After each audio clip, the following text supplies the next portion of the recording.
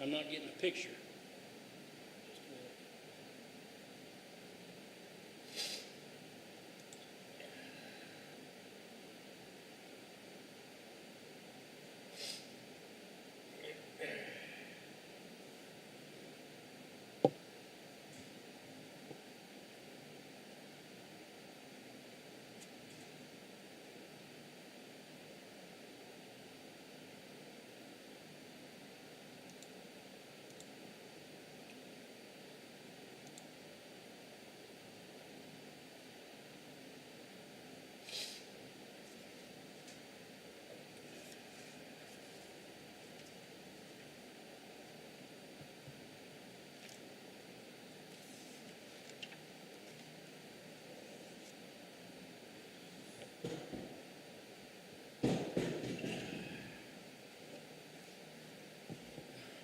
Everything but the picture.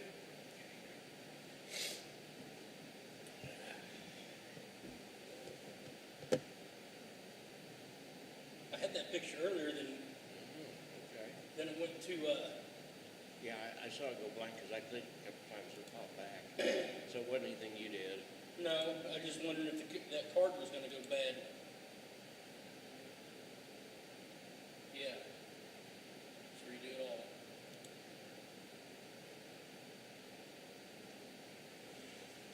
I gotta-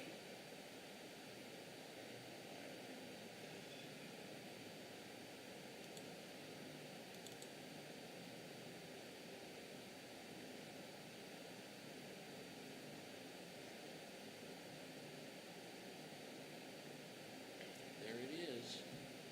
It ain't pretty.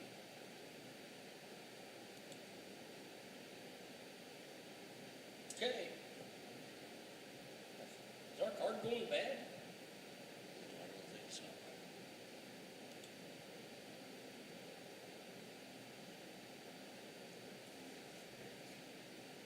There it is. Thank you.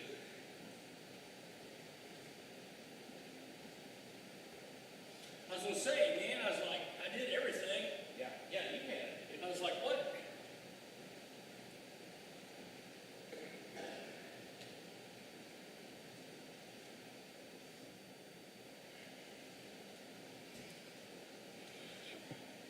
And that's why I like to get everything ready now, in case we have something wrong. Yep. Have enough time to get it taken care of.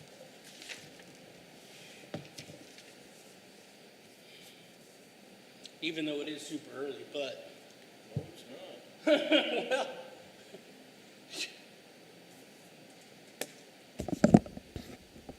I'd rather mess with our problems sooner. Test, test.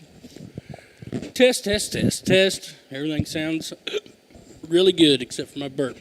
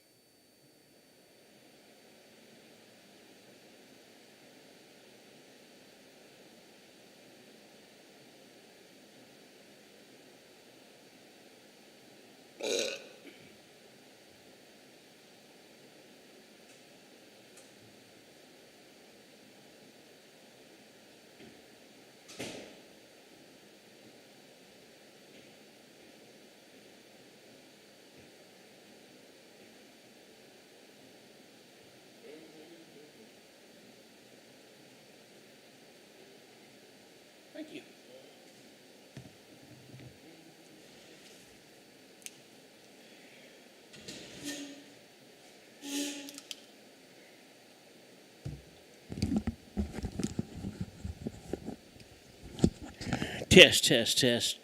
Test, test, test, test, test. Looks like it works. Yeah, everything's working.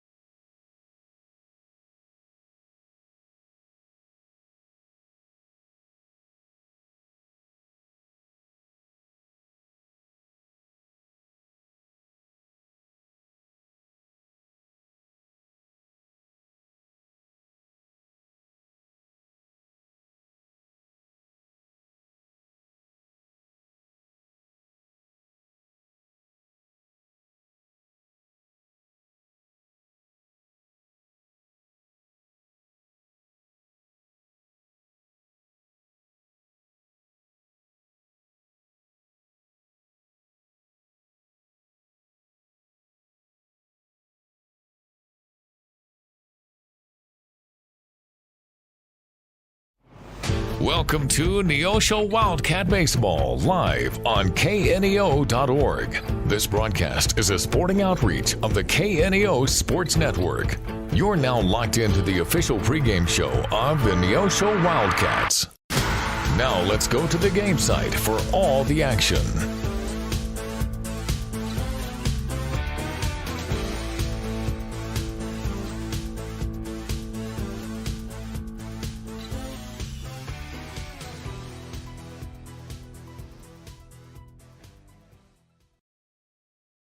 Go.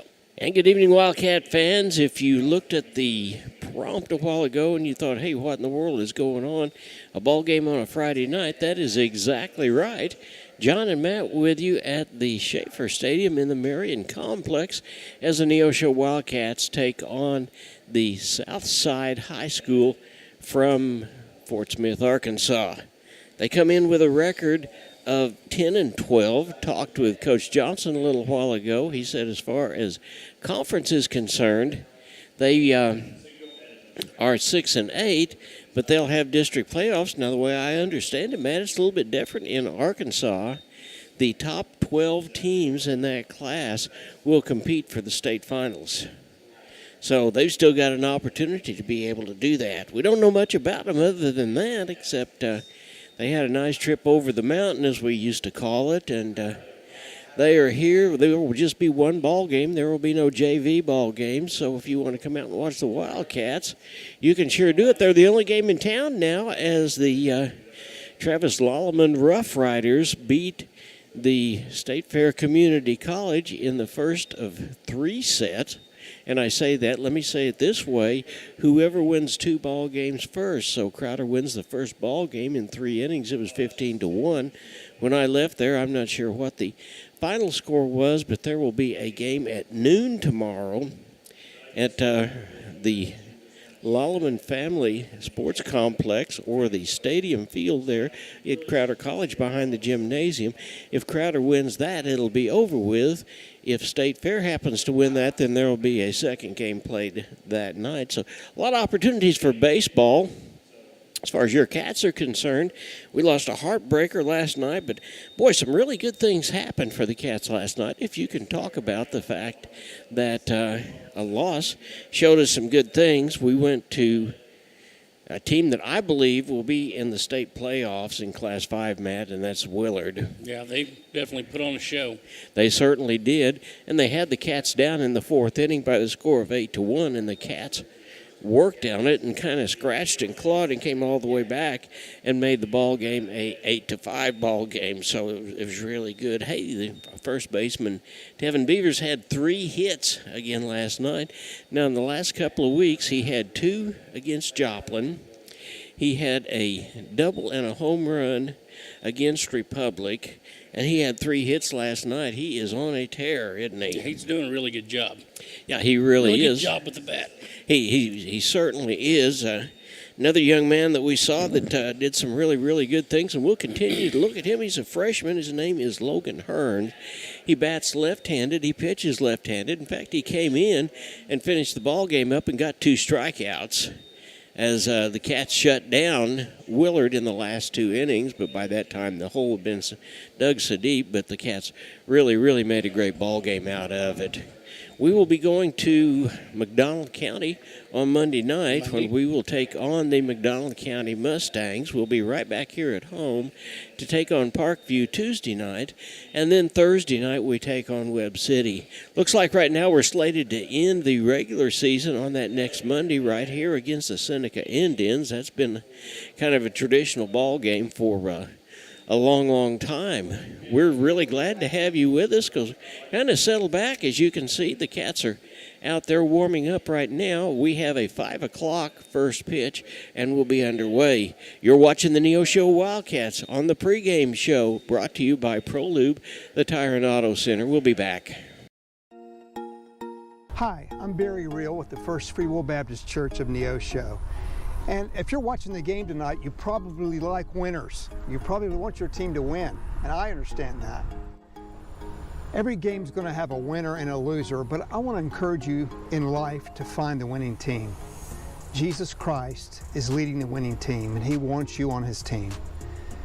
Joshua says that we have to choose which side we're going to be on. He says, choose you this day who you're going to serve. So I want to encourage you, along with Joshua in the Old Testament, to choose a team to serve. Call out on the Lord today. Talk to him, trust him, and see what he'll do in your life. I want to encourage you to choose the winning team. That's Jesus' team. I hope it'll be your team. For KNEO Radio, this is Barry Reel.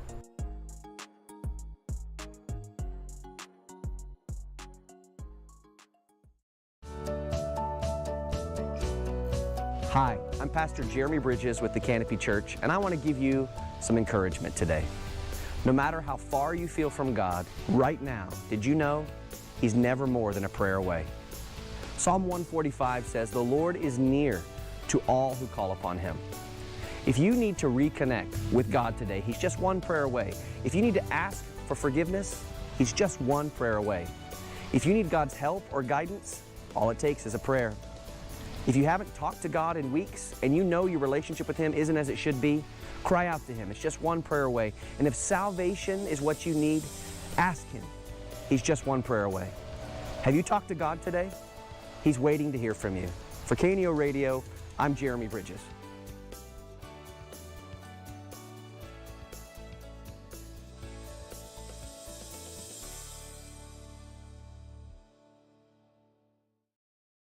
My name's Pastor James for the Neosho Church of the Nazarene. Just have a privilege here to share with you a word of encouragement today. You know, in the world in which we live, people are always making plans. We're trying to navigate through life, and sometimes life can be kind of complicated and rather layered as we're trying to figure out direction and trajectory and all of these things. But the Bible tells us to commit all of our plans to the Lord, to trust in the Lord with all our heart, to lean not on our own understanding, to acknowledge Him in all our ways, and He will make our path straight. I'm a firm believer that the Lord has incredible plans for our lives, and so many times we deviate from those because we get to chasing after all of these other things that are out there in the world. The Bible tells us that before we were even born, that the Lord had things that He wanted our lives to accomplish. And so I would just encourage all of you today, and I don't think it's by accident that you've stumbled across this video, and I would just encourage you to seek the Lord, to lean in and to find out what He has for your life, because I promise you that will be the best life that you could live. May the Lord bless you. Hope you have a wonderful day. And welcome back to the Roy B. Schaefer Stadium field. We're in the Marion Family Complex. We're getting ready for a 5 o'clock start against the Mavs from Southside and Fort Smith, Arkansas. A long way for them to have to go, so we started the ball game back 30 minutes to accommodate them. Now, I think, Matt, it's probably 6 of one, half a dozen the other. They don't have to hurry to get here, but I'm sure they're going to want to hurry to get home tonight. I'd say.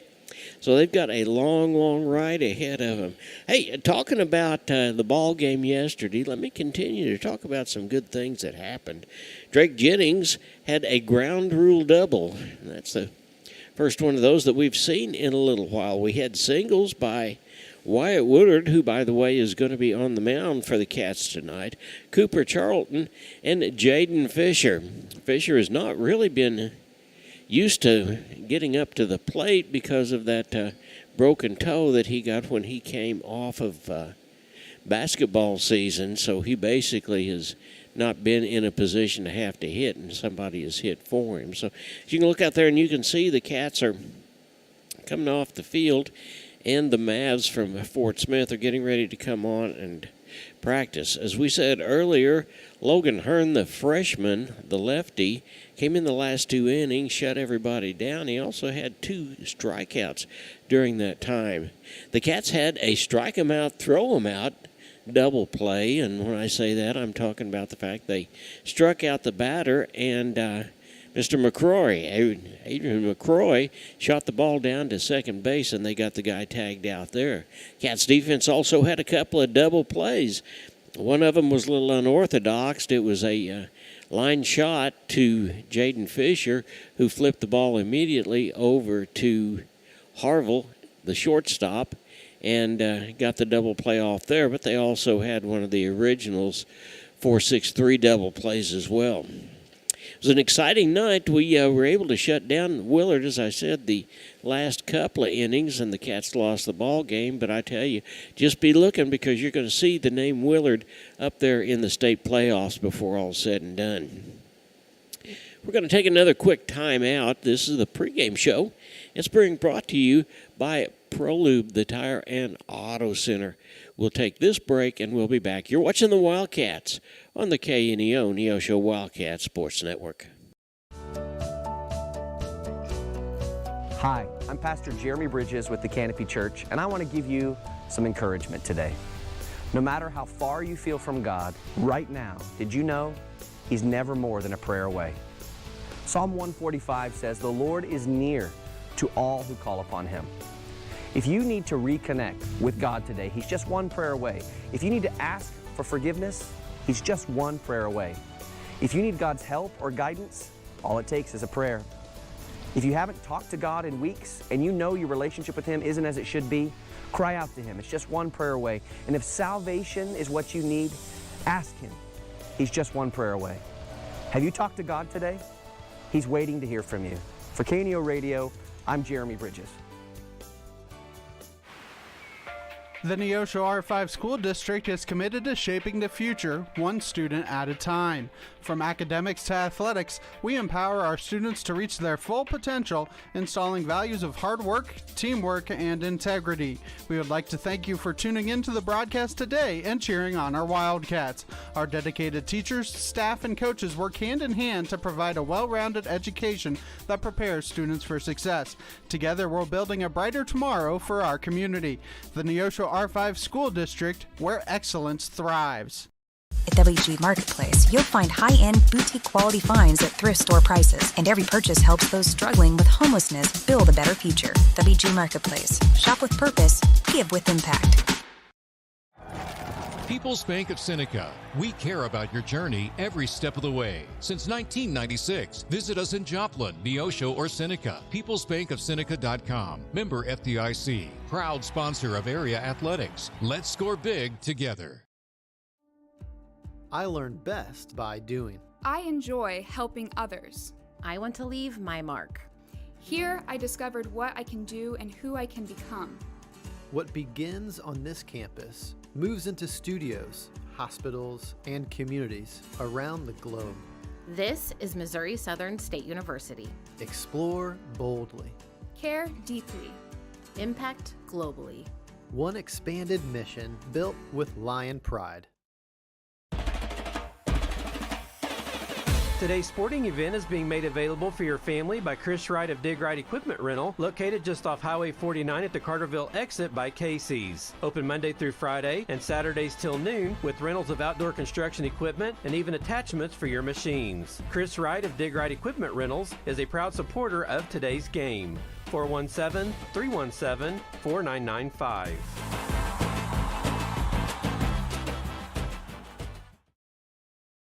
Compton CPA Group PC, located at 112 Northwood in Neosho, is a full-service accounting firm and is proud to support the Neosho Wildcats.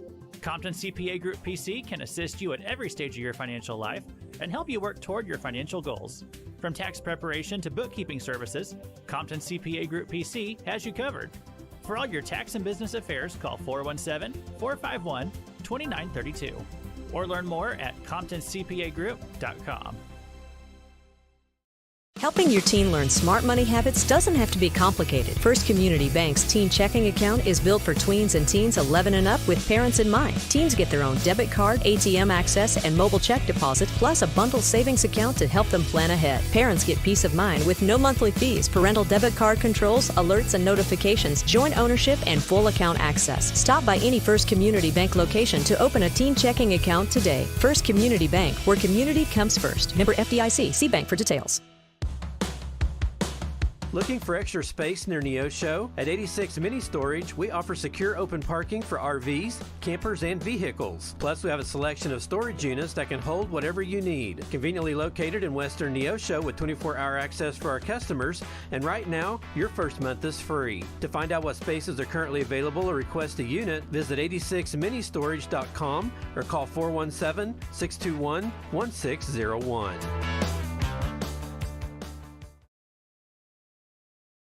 The Freeman Family YMCA is a proud sponsor of high school sports. Serving the 4-state area, the Freeman Family Y believes in putting Christian principles into practice through programs, building a healthy spirit, mind, and body. With 2 locations to serve the area in Grove, Oklahoma, and Neosho, the Freeman Family Y open 5:30 to 9 Monday through Saturday, 1 to 5 on Sunday. For more information, you can go online to ymcaswmo.org or call us at 417-455-9999. A business impact partner of KNEO is ProLube Tire and Auto Center in Neosho. Serving the area since 2001, they're open Monday through Friday from 7 a.m. to 5:30 p.m. ProLube Tire and Auto Center offers tire and brake repair, as well as transmission service, front-end alignments, and more. Located at 1406 North Business 49 in Neosho. For more information, 417-221-6795 or online at proluberepair.com. Welcome back to the Neosho Wildcat pregame show. It is time for Keys for the Cats. Keys for the Cats is sponsored by State Farm Eric Norris in Neosho, located at 437 West Kohler Street in Neosho. Eric and his team offer a variety of insurance services for individuals and businesses. Learn more online at ericinsurance.com or by phone at 417-451-6666. Over to you, Dad. All right, and keys for the Cats tonight. After watching the Cats last night and watching them claw and scratch and kick back against a really, really good baseball team, we're going to start off with the word key. Keep on keeping on. The Cats showed they never die attitude last night and made a great recovery from coming back from 7 down. The complete game tonight is what we need. We need to continue with that type of attitude and let the Mavs from Southside in Fort Smith know that they're in for a ball game. D stands for determination. We've got to have the determination to win. Hats off last night to all of those that did really, really well, not just, though, in the later innings of the ball games. The Cats have an opportunity to pull off a big, big win tonight, and going on down into the final in the next week or so, the Cats really need to be on top of their game.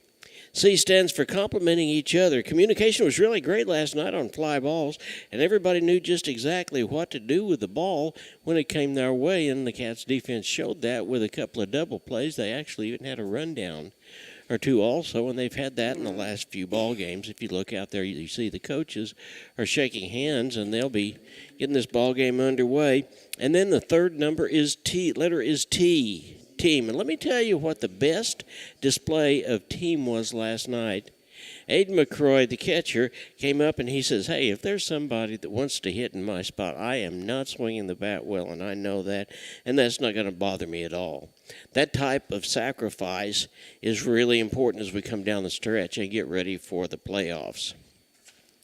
Everybody's shaking hands and gone back. This ball club from Fort Smith is coached by Scott Johnson. He is assisted by Blake Wynn, Tyler Gray, and Jordan Lawrence. The Neosho Wildcats are coached by head coach Keith Kilgore. Assistants are T. Hessel, Drew Osborne, and Jacob Galbraith.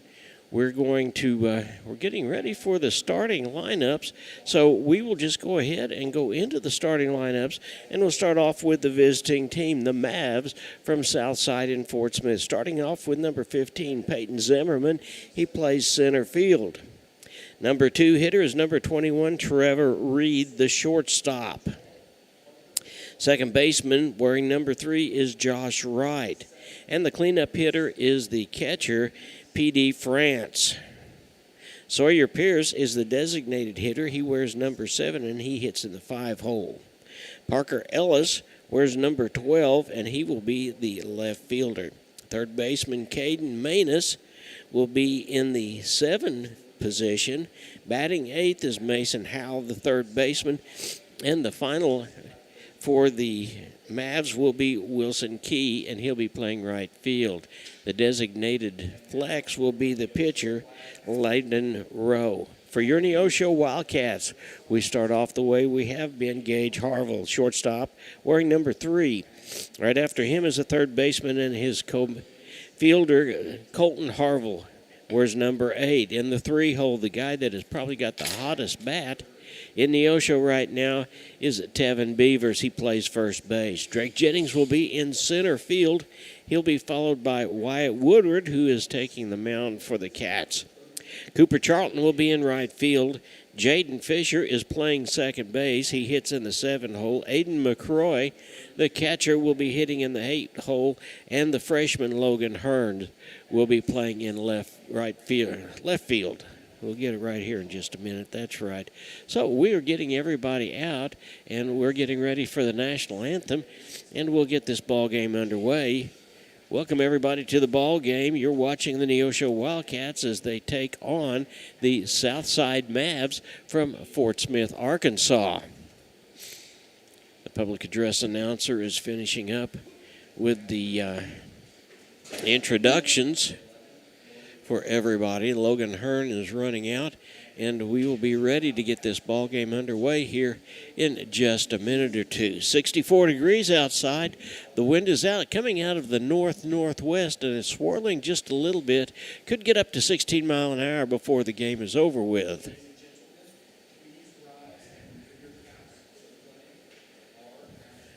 And we're ready to play the national anthem and honor our country.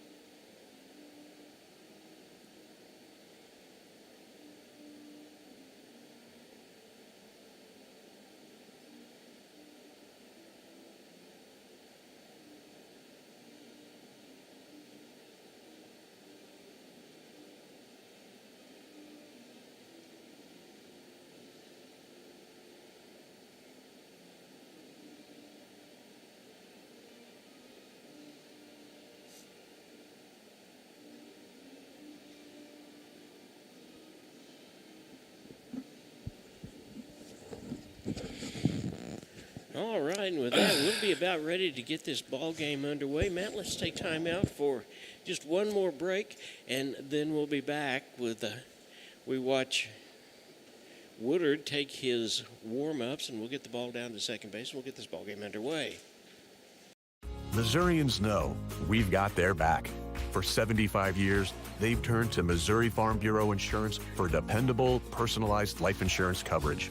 That's 75 years protecting families and the lives they've built. For small-town values and big-time protection, call Missouri Farm Bureau Insurance. We've got Missouri covered.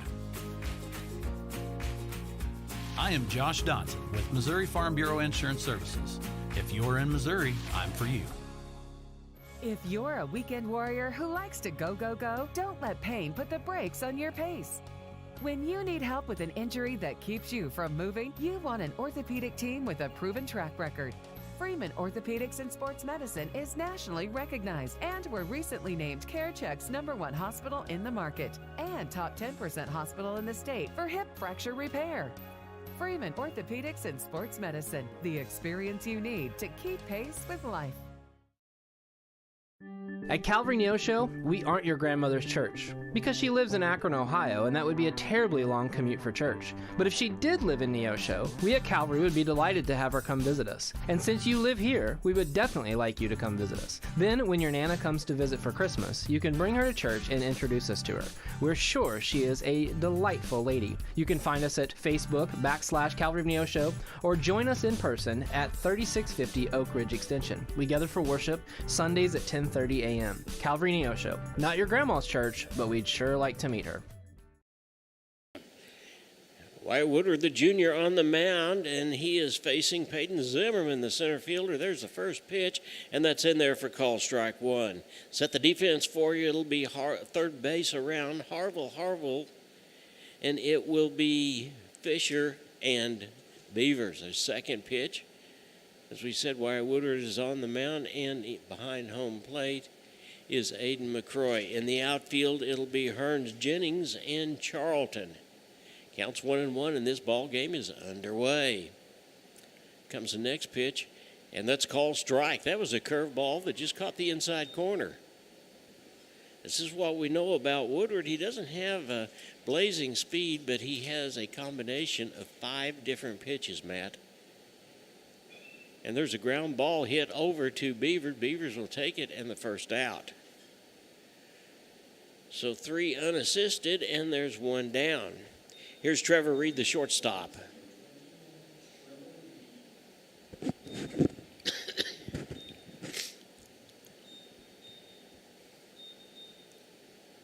So Woodward, just like that, has got 4 pitches. There's the first pitch, and that is swung on, and that's going to be a base hit into center field. Jennings has it up, and he gets it back in.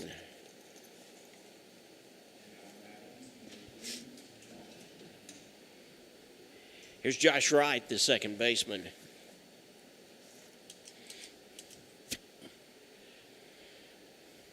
So Fort Smith has a runner on first base. There is 1 out. There's a pitch, and it's high and outside for a ball. Cats Monday travel down to McDonald County to take on the Mustangs in a non-conference game. There's the next pitch, and that's a strike. Caught the inside corner. Took a dive at the end. Yeah, it did. So there's 1 ball and 1 strike. There is 1 out in the top half of the first inning. There's the next pitch, and that's swung on, and that is fouled right back into the backstop. So Woodward's ahead of Wright at the count of 1 ball and 2 strikes. P.D. France, the catcher, will the number 4 spot. He'll be up next, and there's a throw over to first base. But the runner, Reed, is back in plenty of time.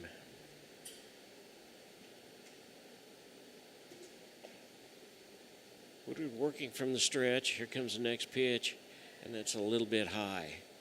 So that'll even the count at 2-2.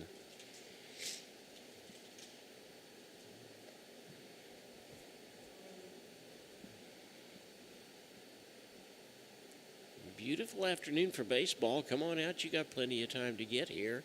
There's the next pitch, and that is swung on, and that's nice a great catch by Jaden Fisher. He tries to get the ball back over to first base, and it gets past Beavers, so the runner will take second anyway.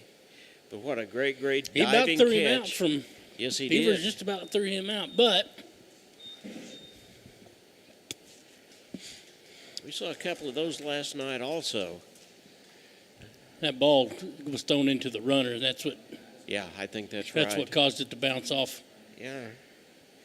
Well, Wright took a shot at a changeup and hit it right on the nose, and Fisher dove and got the out. So there's 2 down. Runner on second base, and there's the first pitch, and it's a bunt foul for strike 1. P.D. France is the catcher, and he is their number 4 hitter. Sawyer Pierce, the designated hitter, will be up next. Woodward shakes his head, looks over at second base, looks back at second base again. Here comes the next pitch, and that's high. McCroy up immediately, thinking he may have to throw the ball, but the runner goes back to second. Beautiful evening for baseball. John and Matt with you at the Marion Complex. Glad to have you with us. There's the next pitch, and that swung on and got him. Strike 2.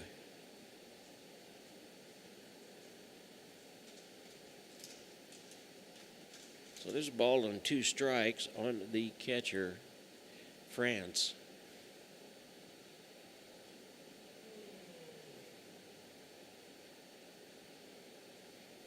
And there was a ground number off towards the Wildcat dugout.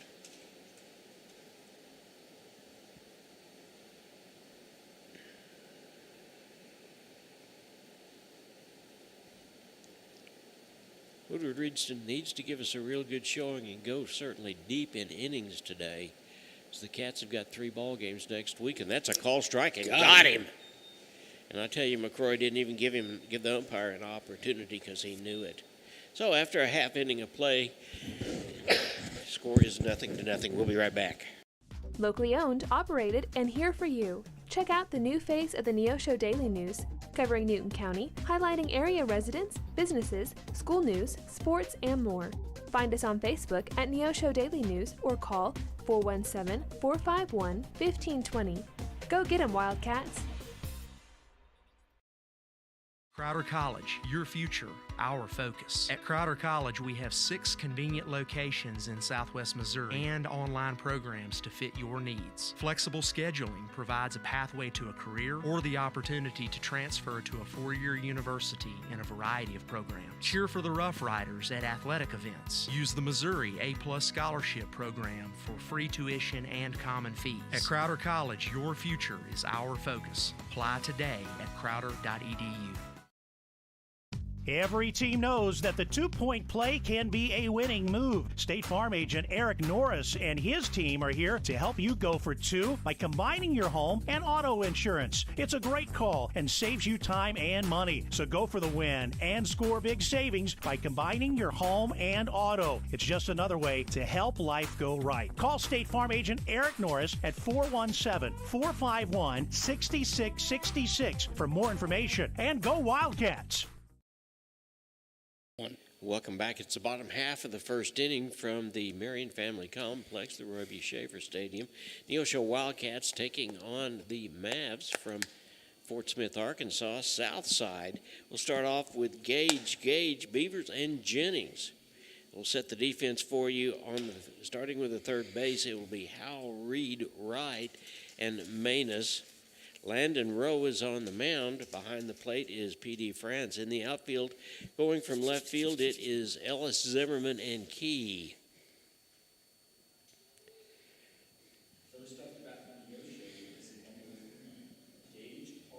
Gage Harville is up for the Cats. He got on base a couple of times last night. Of course, he bats left-handed, and it's a good opportunity. The wind blowing from basically left field or right field to left field.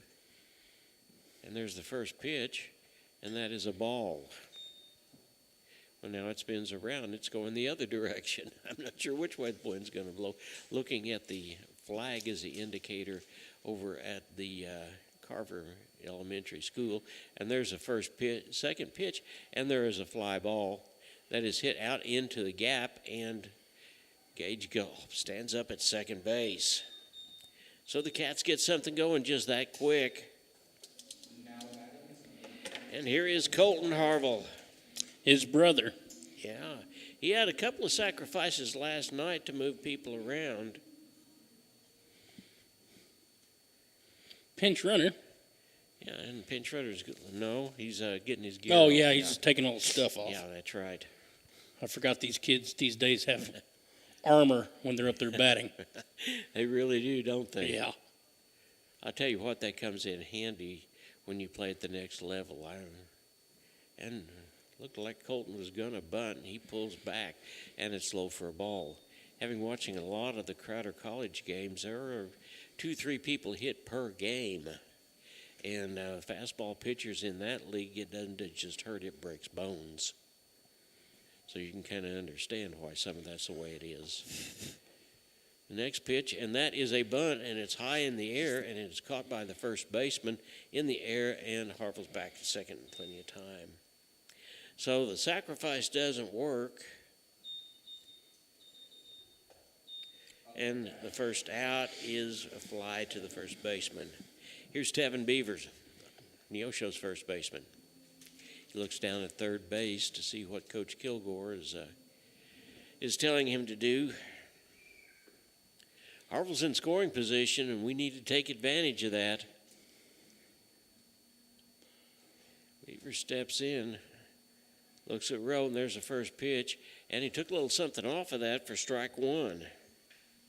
Looked like that might have been a little bit of a sinker. Yeah, I don't think we've seen all his pitches just yet. Wind continues to blow just a little bit. Rowe looks back at second base. Here comes the next pitch, and that one is launched. And it's going a long, long way. We'll see where it goes.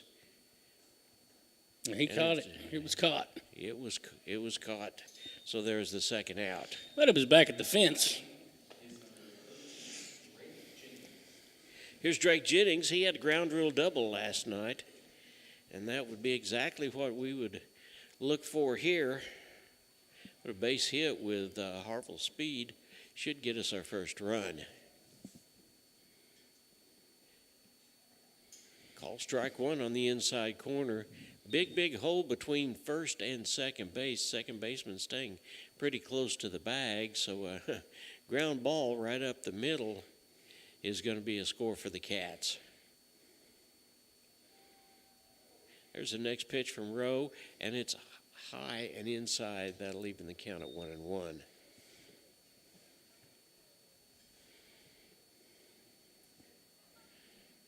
Drake never moves out of the batter's box. He's ready as soon as Rowe is. Rowe looks at second. Here comes the next pitch, and that's in there for a strike. And he took a little something off of that one. That was a curveball. 2 outs, runner on second base. The count is 1 ball and 2 strikes. To Drake Jennings, the 4-hitter for Neosho, and he swung on foul ball. After Jennings will be the pitcher, Wyatt Woodard. Then it'll be Cooper Charlton.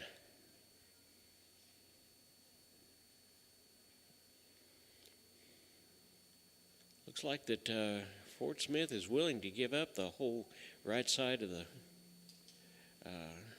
infield. The first baseman is playing almost back behind the bag and in the green turf back there, and the second baseman is right there on the bag. And there's struck him out. Boy. So I think he saw that one and was trying to put the ball over that way. But that ends the inning, nothing doing. There was a double and one person stranded after one full inning of play. There is no score. We'll be right back after. Financial investments are very important, but so are the investments of time, patience, and encouragement our young athletes receive from their coaches, teachers, and mentors. Joe Ringstaff, your Neosho Edward Jones financial advisor, understands this. That's why Joe Ringstaff is a proud sponsor of the Neosho Wildcats on KNEO. For all your investment needs, call 417-451-7789 or stop by the office at 2502 Lusk Drive, Suite D in Neosho. Edward Jones, making sense of investing. Member SIPC. This is Pastor Barry Reel from the First Free Will Baptist Church of Neosho. Though our culture seems to be rejecting the idea of truth, we remain committed to obeying God's Word by speaking the truth in love. We would love to share God's truth and love with you. We're located at 960 Burr Crossing Road in Neosho, and we meet on Sunday mornings at 10:45 a.m. and then again on Sunday and Wednesday nights at 6 p.m. Find us on Facebook at First Free Will Baptist Neosho or call 918-413-5465. Welcome back. It is the top half of the second inning. The Cats let a good one get away from them that time. They had a runner on second base with no outs and couldn't produce the run. That's something I'm sure that Coach Keith Kilgore is not real happy about. But we start the second inning, and it is Pierce, Ellis, and Manus. Sawyer Pierce is a designated hitter. There's the first pitch from Wyatt Woodard, and it's high for a ball.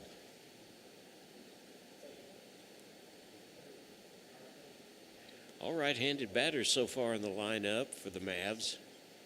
There's the next one. That one's high also, too. Ball 2.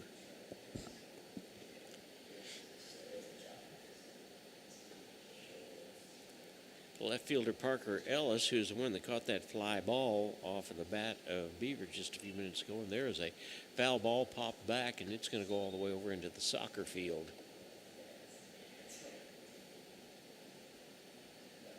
So that'll run the count to 2 balls and a strike. It is the top half of the second inning.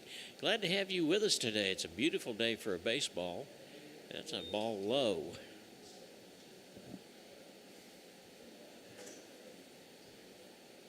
Three and one. Wyatt Woodward, the junior, on the mound for the Cats. He looks down. Here comes his next pitch. Swung on, and that goes to Beaver. Beaver's got it himself and makes the out. Great play. The second time we start the inning off with a first baseman unassisted, and there's the first out. Here's Parker Ellis. Just when I said we haven't seen any left-handed batters, look what comes up. Ellis approaches the plate from the left-hand side, and there's the first pitch, and that's high for a ball.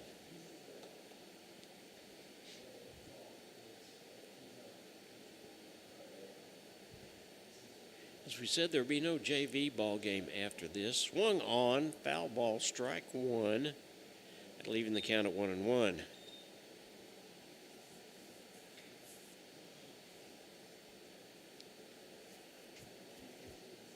Caden Manus, the first baseman, will be up next. Pitch from Woodard, swung on, foul ball, strike two.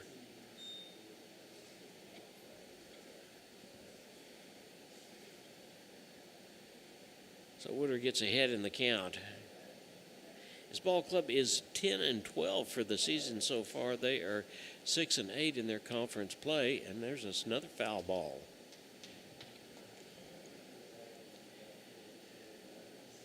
So Mr. Ellis is just grinding it out a little bit at a time. Wyatt Woodard on the mound for the Cats. Here comes the next pitch, and that's just outside for a ball. That'll even the count at 2-2.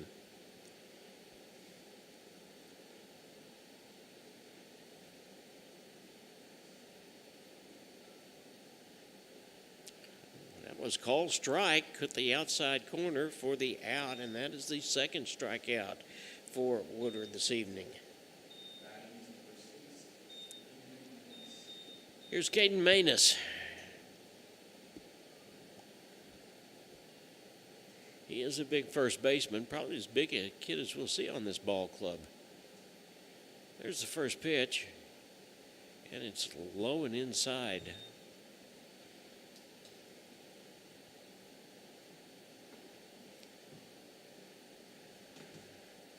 Next pitch is in, swung. We'll see. Yes, that was a strike. Yeah, I tried to hold up, but it went across the plane of the plate, so the home plate umpire deferred to the field umpire, and he said, yes, sir, that's a strike. Right. Evens the count at 1-1, and there's the next one, swung on, strike two.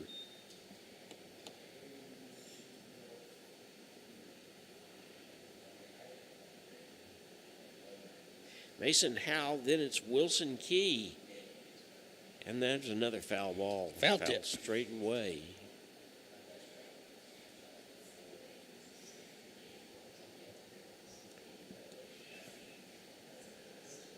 And just continuing to blow. I'm not sure it's at that 16-mile-an-hour level, but it sure lets you know that it's up there. That was a high that refused to break. So that makes the count 2-2. 2 balls, 2 strikes, 2 outs, top half of the second inning. And there's a swung on. Colton picks it up, gets it over to Beavers, and they retires the side.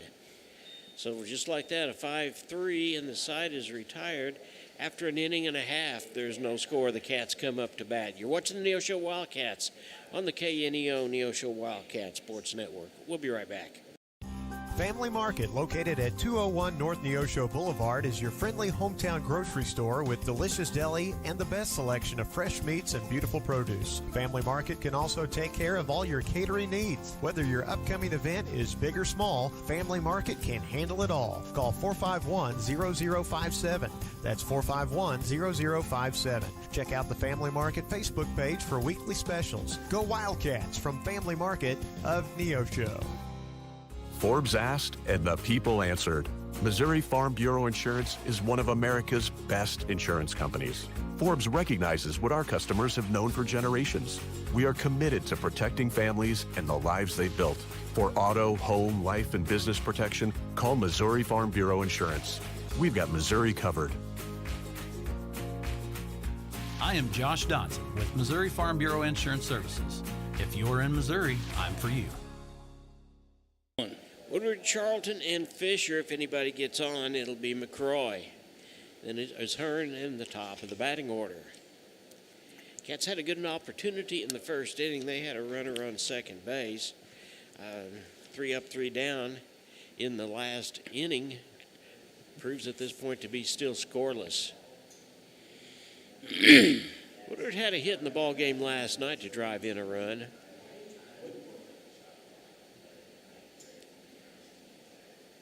Played left field last night. And he steps in, he bats left-handed. Landon Rowe is the pitcher on record. There's a call strike, caught the outside corner.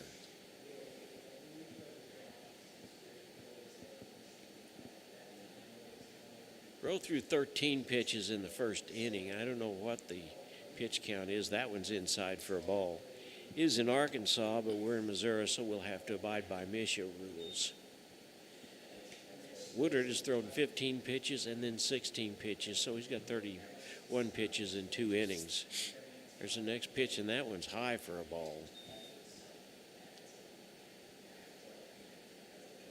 Cats need base runners. That's important, and we are very disciplined at the plate in order to get base runners and then start moving them around. There's that outside pitch, and that'll run the count 3-1. Yeah, let's get some guys on the bases. Do what we do best. Yeah, we'll see what Woodward does, and there's ball 4. So he draws a walk.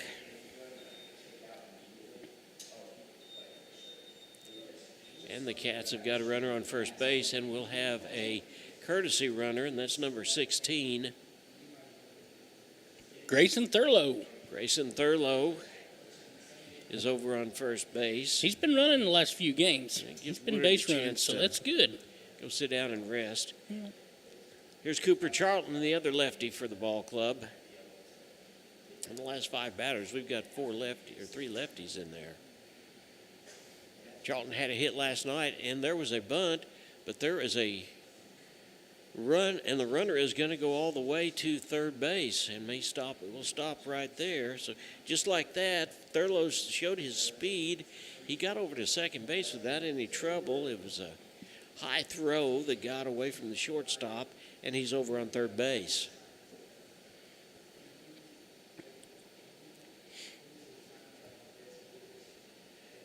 So Charlton has got 1 ball, no strikes on him. And there's a called strike on the outside corner.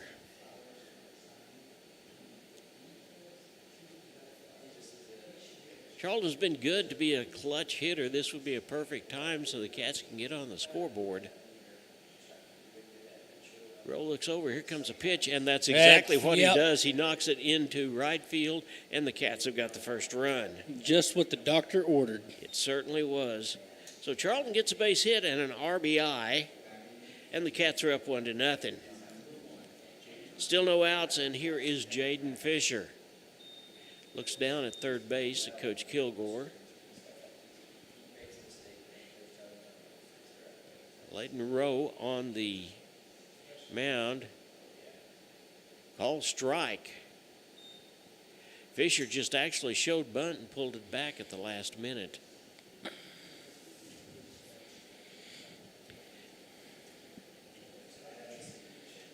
He steps back in. Let's see what he shows. Yeah, he's showing bunt again, most definitely. And third baseman comes all the way in.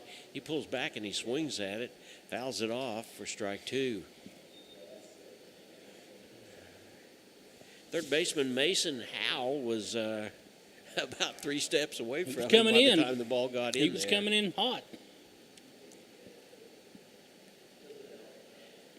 And Jayton, the senior on the infield for the ball club, one of the 3 seniors looks around, and there's a ball thrown over to first. Charlton's back.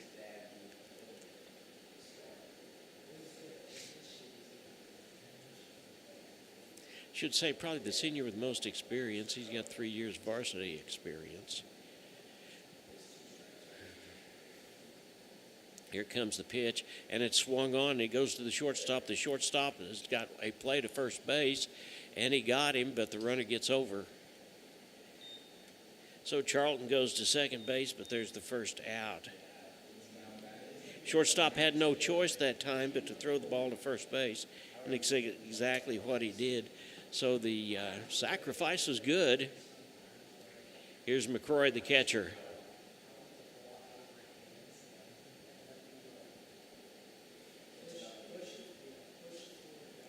Logan Hearn is up next for the Cats. McCroy steps in there, and he looks at a called strike on the outside corner.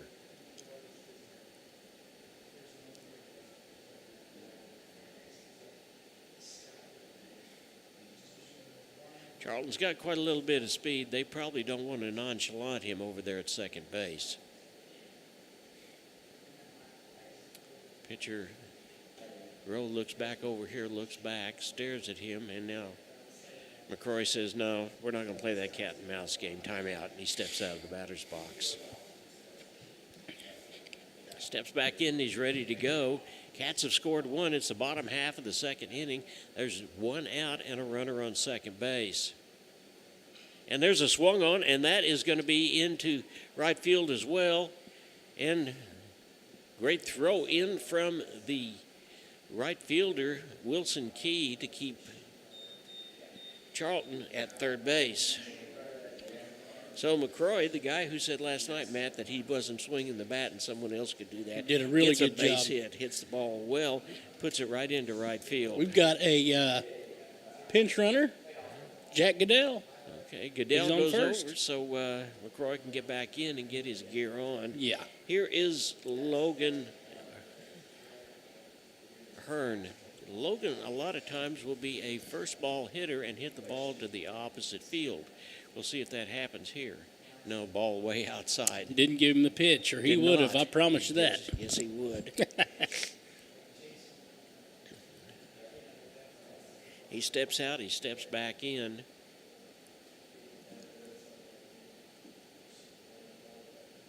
Here comes the pitch from Rowe. Swung on, fouled it off. That'll even the count at 1-1.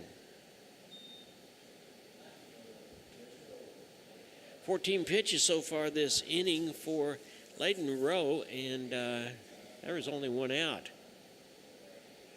I'm sure that the Mavs are at double play ball depth. And there goes Goodell. And it's not even close. They had a chance to get him that time, but the second baseman didn't even try to turn around and tag him.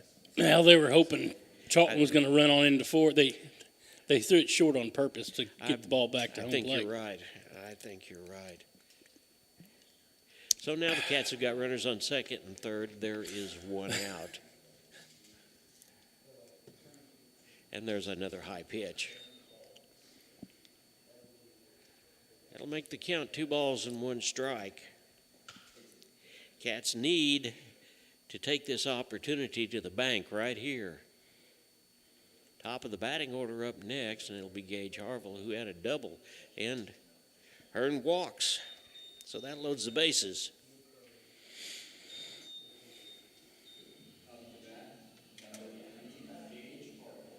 And here's Gage Harville. He had a double his first time up, and he just kind of laced the ball into right center field.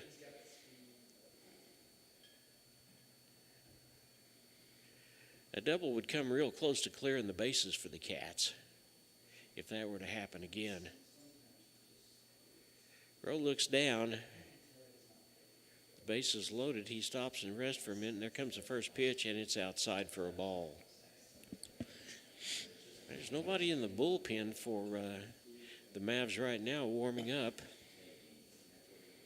Coach T. Hessel over at first base and Coach Kilgore over on third base. Comes in next pitch and swung on. That'll even the count at 1-1.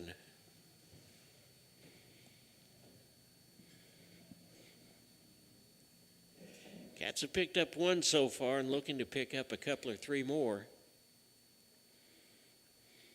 Harville stands in there. If he even launches one, it's going to be at least 1 run. And that one's call strike on the outside corner.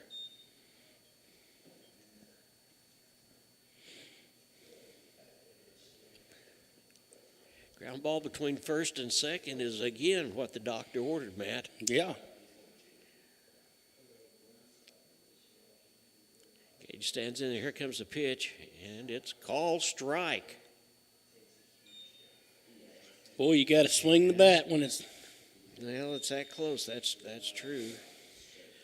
So Gage becomes the second strikeout, or second out. The First strikeout for Rowe.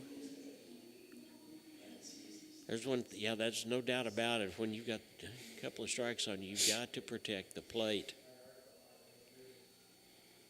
Here's Colton, and that's low and outside for a ball.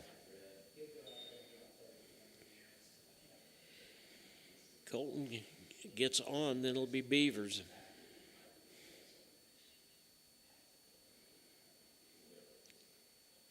Rowe looks down. Here comes the next pitch. Swung on, and it's fouled. Hit it twice, in fact. Ball hit his bat, bounced down, and bounced back up and hit it again.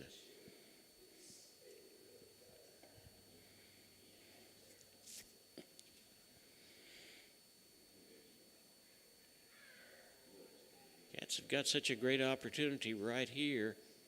And there's a swung on for strike two. Looked like he almost stepped back a little bit and took a cut at that one. Yeah, he does that with his swing. Yeah, it's time to protect the plate. And here comes the next pitch. And he got him, strike three. So the side is retired, but the Cats pick up one on 1, 2, 3 base hits, and they left the bases loaded. At the end of 2 innings, the score is 1-0 in favor of the Wildcats. We'll be right back after this. Hi, I'm Sam O'Neill with Affordable Propane of Neosho. From setting tanks to refilling them, we offer a full spectrum of service to meet your every need. We serve Neosho and surrounding areas, and we are committed to giving you better service at better prices. Give us a call today, 417-437-8927. Thank you.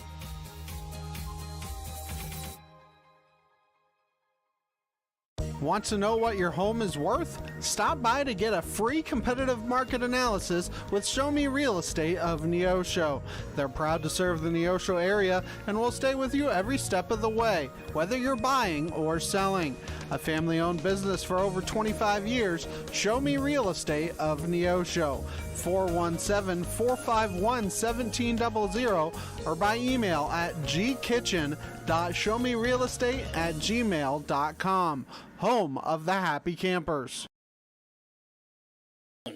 It'll be Mason Howell, Wilson Key, and Peyton Zimmerman coming up to bat the top half of the third inning. Weatherman said it would be cloudy up through the 5 o'clock hour, but the sun is sure peeking out a little bit. And there's the first pitch from Wyatt Woodward. It's in there for a call strike.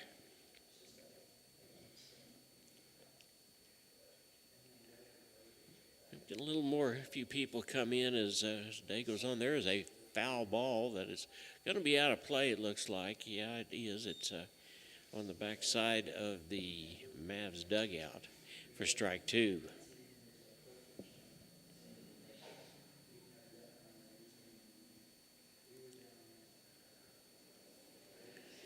Welcome to the Shaver Family Complex. If you're just joining us, the Neosho Wildcats taking on the Mavs from Southside in Fort Smith, Arkansas. Ball game had first pitch at 5 o'clock. That's why we've only got 2 innings underway so far. Wyatt Woodward on the mound for the Cats, and there is a pitch that's high and outside, and that'll run the count to a ball and 2 strikes.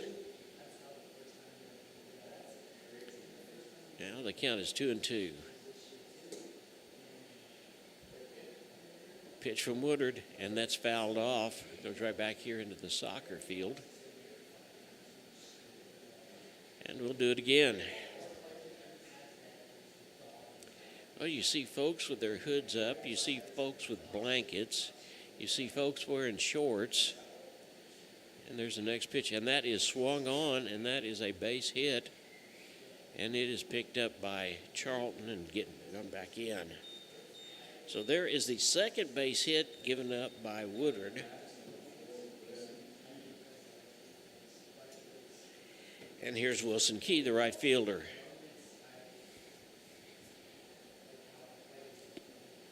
Cats could use a double play ball right here. There's the first pitch, and that is outside for a ball.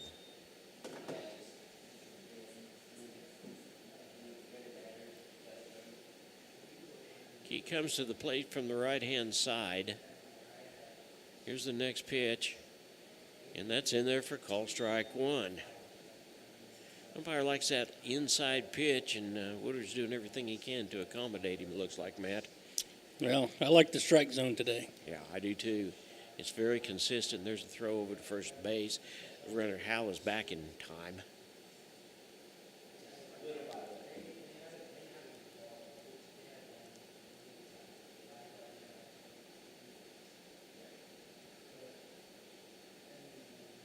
There's swung on, foul ball, strike two.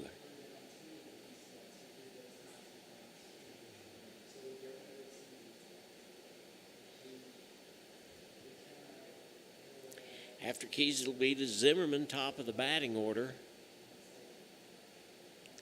There's the next pitch to Key, and McCrory wants to check that, and he appeals to the base umpire. The base umpire says no, the bat did not break the plane of the plate, so that'll be ball three, and a ball thrown over to first base. So it's a full count of 3-2. There's no outs. And a runner on first base for Fort Smith. There's the next pitch. Swung on. That got him. Strike three. So Woodard gets another strikeout. He seems to be getting one per inning. And here is Zimmerman. First out of the inning. Zimmerman grounded out to first base unassisted. His first time up. First pitch is high for a ball. I believe McCrory probably could have gotten him that time if he'd thrown it. It looked like the base runner fell down almost, getting back to we need first. to try to get him in a trap. Yeah.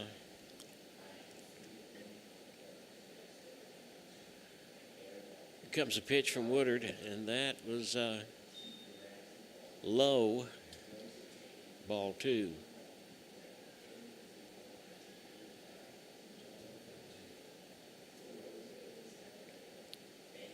He looks over at first. Here comes the next pitch. And that is ball three. So he needs to buck up and throw a strike right here. I'm sure Zimmerman will be watching.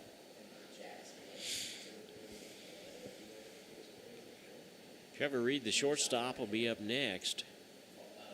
He got a hit in the first inning and was stranded at second base. Other than that, it's been no blemishes.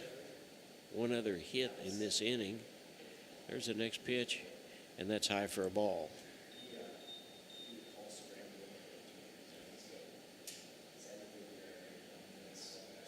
So Zimmerman gets a free pass.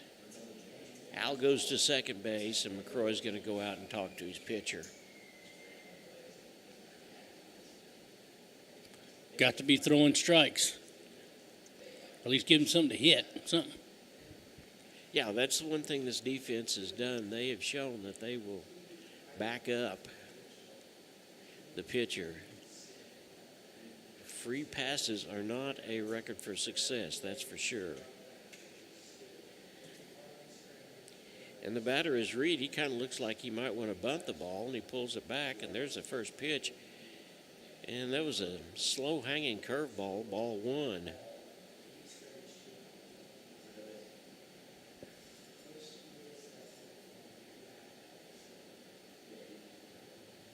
Someone over in the bullpen for the Cats now limbering up.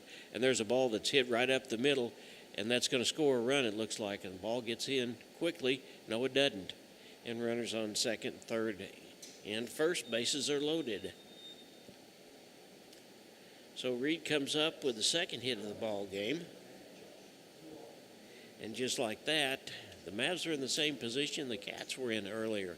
They've got the bases loaded, top half of the third inning, and there is one out. The batter will be the second baseman, Wright. He's got to stop and put his gloves on, so he grabs his bat and he steps in. Cats should be in for a play at the plate unless it's a double play ball. First pitch Swung on, and it's a foul ball that is trailing out of play for strike one.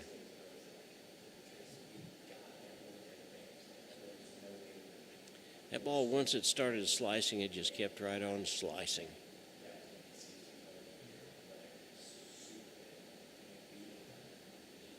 And outright in here would do a lot for Woodard's confidence. And there is a fly ball, and it's going to be chased, but it's out of bounds too. Yeah, for strike kept floating. It did. Beavers gave it a good chase, Yeah, they did. but it just kept floating out, and the wind took it out of play. No balls and 2 strikes on the second baseman, Wright. He flied out to Fisher his first time up. Fisher made a nice diving catch. There's the next pitch, and that's a high ball, and that's going to score a run. Cooper has got it, and he gets the ball in, and they try to throw the runner out at third base. Nice job by Colton to just keep that ball right in front of him. Almost was playing catcher there, wasn't he? Yeah. But a run does score. But that is the second out.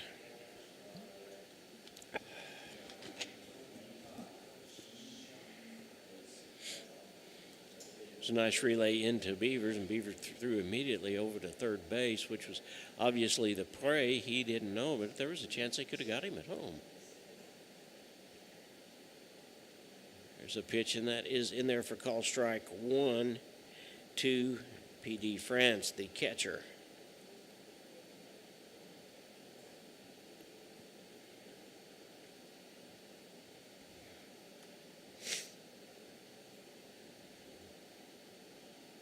He struck out his first time up.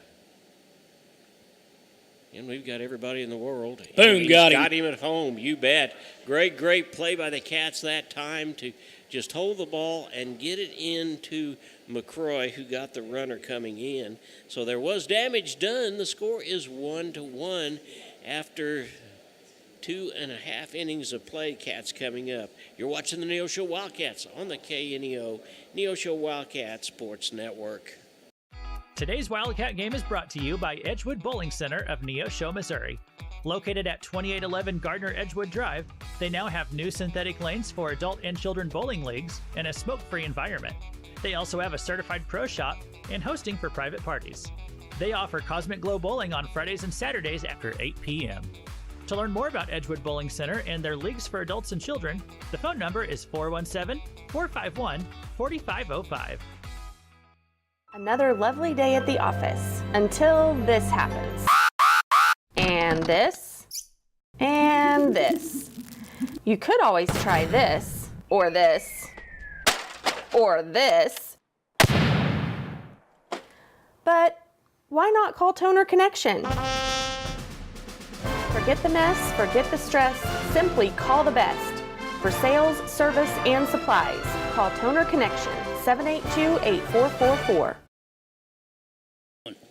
Beavers, Jennings, and Woodard up for the Cats in the bottom half of the third inning.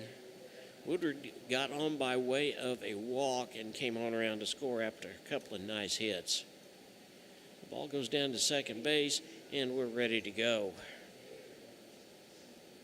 Layden Howell is the pitcher of record. At this point, he has thrown 13 pitches, and he's thrown 39 pitches.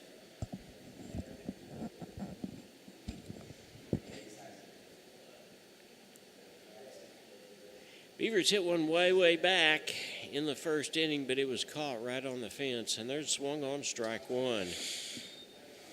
He was actually perfect yesterday. He batted 4 times. He had 3 hits, but he walked also. So there was a pitch outside for a ball.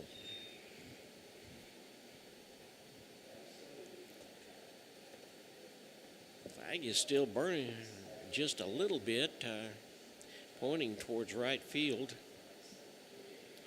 Rowe comes from the windup, and that ball is inside for ball 2.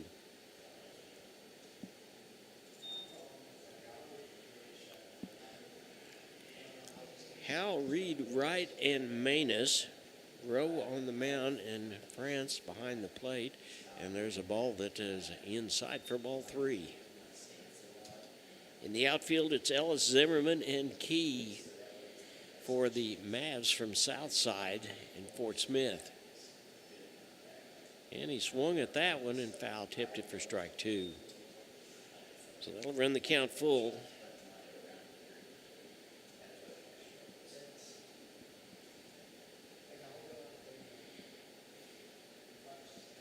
Beaver steps in and he swung way in front of that one. That was an off-speed pitch and he strikes out.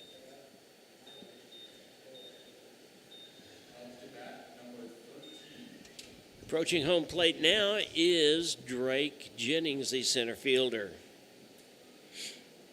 Al's got 3 strikeouts to his credit also.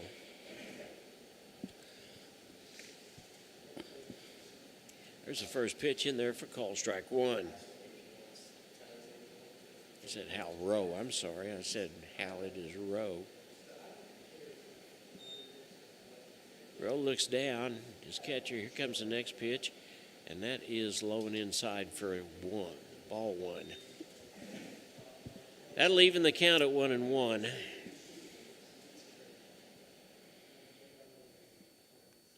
Comes the next pitch, and that's called strike 2.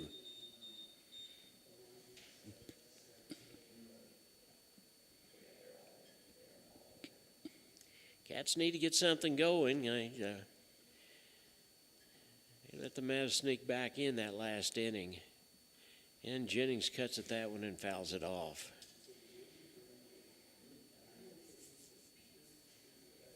Woodward and Charlton. Woodward got a base hit, and Charlton laced one into right field, as did McCroy after him. And that's ball 3, I'm sorry.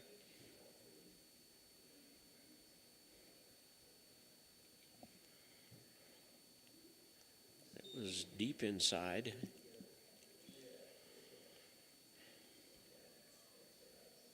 Jennings stands in there. Here comes the next pitch, and he laces that one.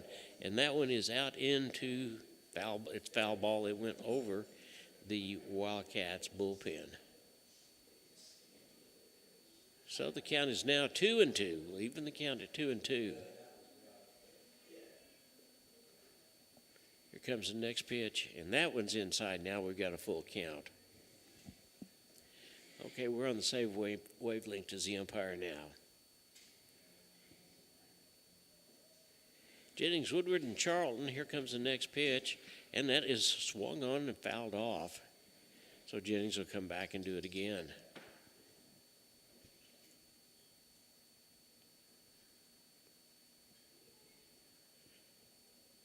Cats need base runners. It doesn't matter how we get them. And he waited for that one. That was an off-speed pitch, and he fouled it off.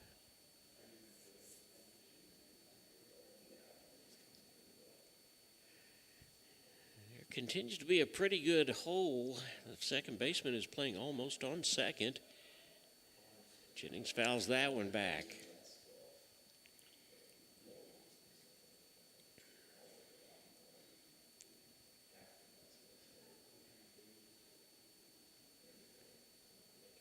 Charlton trots down and picks up that foul ball, gives it back to the home plate umpire. So here we go with the 3-2 count one more time. And that one's popped up, and it's going to be out of play, I believe. Caught. No, it was caught. It was caught by the third baseman. Third baseman, okay. It's kind of hard to see, but Hal caught that one. So there's the second out after a really good at bat by Jennings. That foul ball was caught right over there in front of the Cats' dugout. First pitch to Jennings is inside for a ball. I'll get over here so I can see just a little bit more here. There's a pitch outside. Ball 2.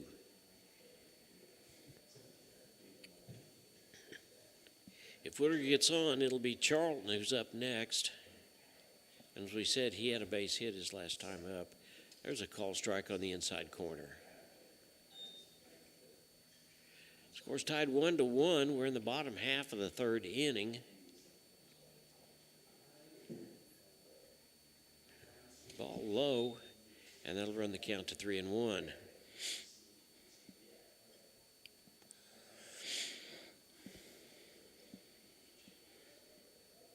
We'll see what Woodard's got. He's got an opportunity to look at one, and that's ball 4.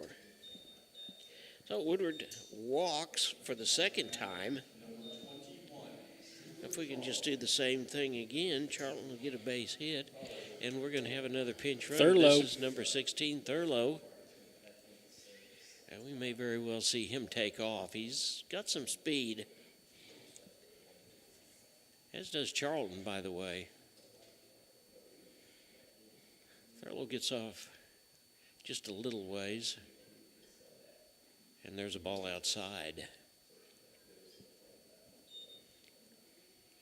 Charlton, Fisher, McCroy, and Hearn. That's the group that brought the run to us in the last inning.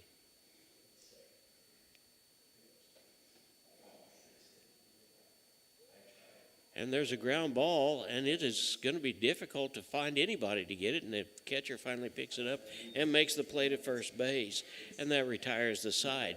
So after 3 innings of play, the score is 1-1. You're watching the Cats on the KNEO Neosho Wildcat Sports Network. We'll be right back.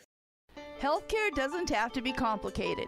At the Free Market Physician in Neosho, you pay just one affordable monthly fee, and that covers all the checkups and routine care you need. No insurance hassles, no surprise bills, just unlimited access to your doctor when you need them. Whether it's a quick visit, telemedicine, or ongoing care, you're covered. Find out how simple healthcare can be. Call 417-312-9499 or visit freemarketphysicians.com. That's 417-312-9499. Tally Tire at 18152 East Highway 86 is a proud supporter of local high school athletics. Tally Tire is your full-service car and truck headquarters. They carry name-brand tires such as Nexen, Mastercraft, and Uniroyal, ATC camper shells and bed covers, and do oil changes and tune-ups. Call Tally Tire today for all your automotive needs at 417-451-0457 or online at tallytire.com. It'll be France, who was the batter of record before we got the out in the last inning. And then it'll be Pierce, the designated hitter, and Ellis. So far, by my count, Woodard has thrown 45 pitches. There's call strike 1. And Layden Rowe has thrown 60. So it could be interesting before the ball game is over with. Second one, and that is swung on. Foul ball, strike 2.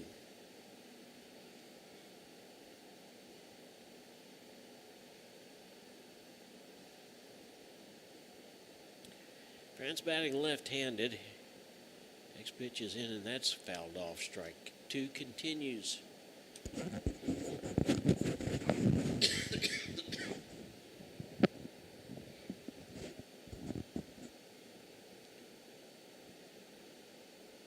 There's the next pitch from Woodward. This time he just taps it up over, and it's over the Wildcat dugout. And we'll go back and do it again.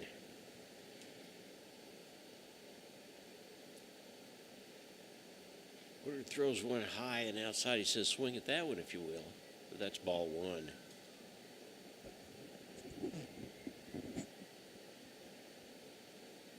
There's the next pitch from Woodward, and that one is popped.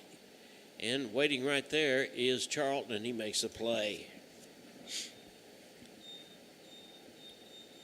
Good communication out there. Yeah, it was that time because Fisher was going back, and Charlton called for it and called him off. So make the play, and there's the first out. Here is Sawyer Pierce. He grounded out to Beaver his first time up. And there's foul ball, strike 1.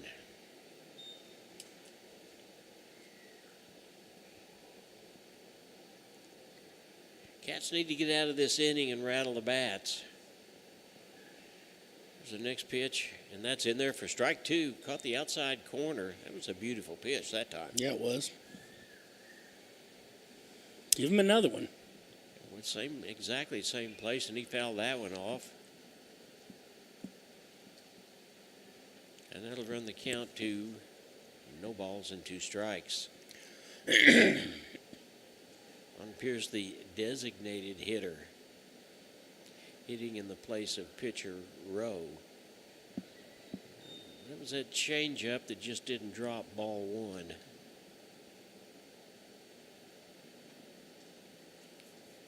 Woodard's done just a pretty good job of mixing his pitches up because we said he does not have overpowering speed, but he does a good job of changing these pitches around. Pierce steps out and steps back in. The count's now 2-2. Here's the next pitch, and that is swung on, and that's going to be at least a base hit, maybe a double, and they get the ball back in quickly. That arm out in center field to Drake Jennings, and that keeps a runner at first base.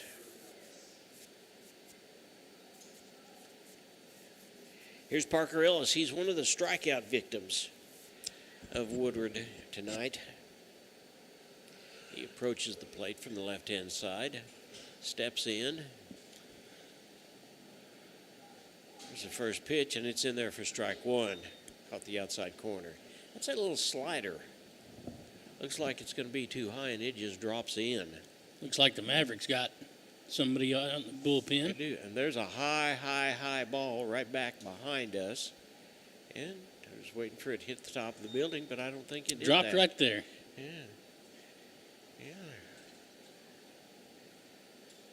Coach Franklin's going to run over there and get it. I wonder if he knows there's no snow cone involved in that. Nice. He might be too young for that. Yeah. Bounced that one up to McCroy. McCroy did a nice job of keeping it in front of him and keeping the runner at first base. So we got a ball and 2 strikes. That one's high. McCroy up like he's going to throw it to second base, and the base runner thinks twice about it and gets back.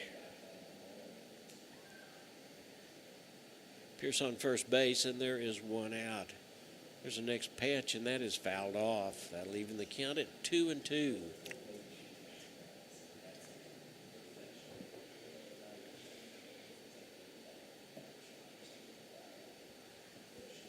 Well, there's someone kind of warming up over in the Wildcat Bull. Oh, that is Jack Goodell is warming up. Well, I've seen several people over there practicing. Even a freshman. Pitch back over to first base. Pierce back in plenty of time. And that hit the bat for a foul ball, so we'll do it again.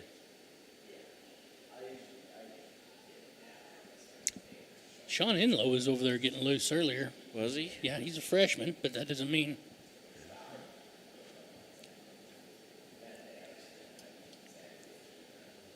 Here comes the next pitch from Woodard. Got him. Strike out. So Ellis strikes out for the second time in the ball game, and there's 2 down. Here's Caden Manus. He grounded out 5-3 his first time up. If we could somehow get out of this one and come back and rattle the bats. There's the first pitch, and that is inside for a ball. Maybe just a little bit high.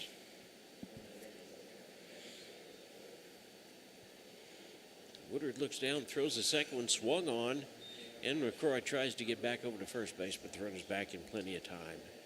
That evens the count at 1-1. 2 outs, a runner over on first base. Top half of the 4th inning, we're knotted at 1. There's the next pitch, and that's swung on for strike 2. That was that sinker, and then it just kept on sinking. Yeah. In fact, I think it slowed down to 6. Nice pitch. It was good, man. By Woodard. Yeah. Woodard is reasonably impressive in this, what I believe is his first start. He's come in relief a couple of times. That'll even the count at 2-2. He looks over at first base. Here comes the next pitch, and that is a fly ball that is going to be out of play down the right field line.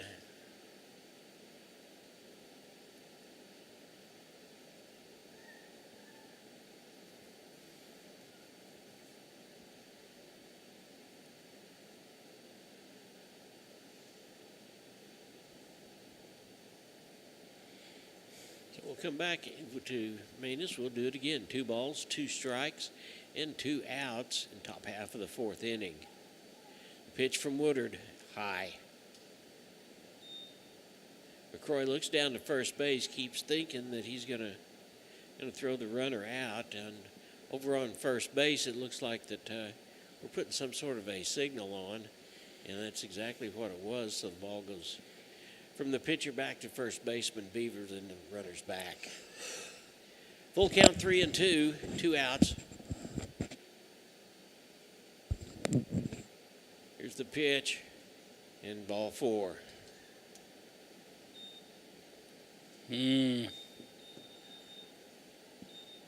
Runners on first and second. Mason Howell, the shortstop, or the third baseman, who had a hit and came around and scored the run.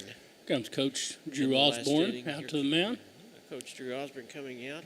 This ball game is being brought to you by the Neosho School District, People's State Bank of Seneca, Missouri Southern State University, Dig Right Equipment Rental, Compton CPA Group, First Community Bank, 86 Mini Storage, ProLube Tire and Auto Center, Southwest Missouri Bank, Farm Bureau Agent Josh Dodson, Freeman Orthopedics and Sports Medicine, Calvary Baptist Church, Neosho Daily News. By the way, everybody at Neosho Daily News says, hey, come on, Cats.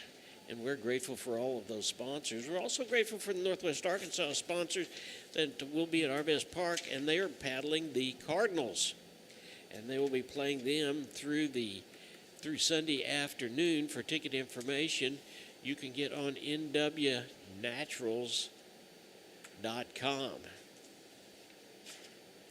We're through out on the mound, and Woodard's ready to go again. Here comes the next batter, and that is, like we said, the third baseman Howell. There's the first pitch. It's high for ball 1.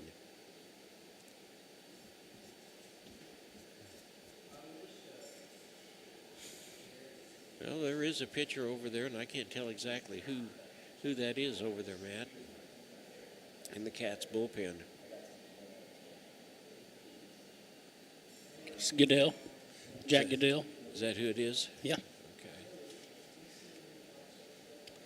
Okay. I thought they had the runner back at second base, but it didn't work out that way. Springfield Cardinals return home to the Route 66 Stadium May the 5th, where they open a 6-game set with Corpus Christi Hooks. For information, call stlouiscardinals.com. And it looks like they're going to try to get him again, and it looked like the Cats maybe had that hidden ball play on where the shortstop and the second baseman both hit the dirt, and the pitcher hung on to the ball and turned around and threw it to the third baseman. That's worked for us once this year, but nothing doing this time. Here comes the first pitch, and that's a ball 2.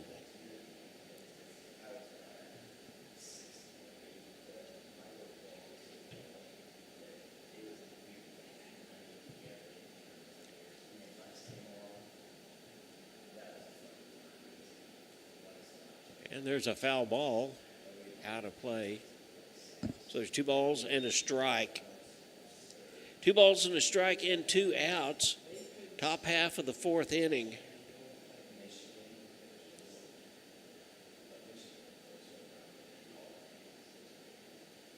Woodard looks back at, here comes a pitch, and that's another foul ball, and that'll even the count at 2-2.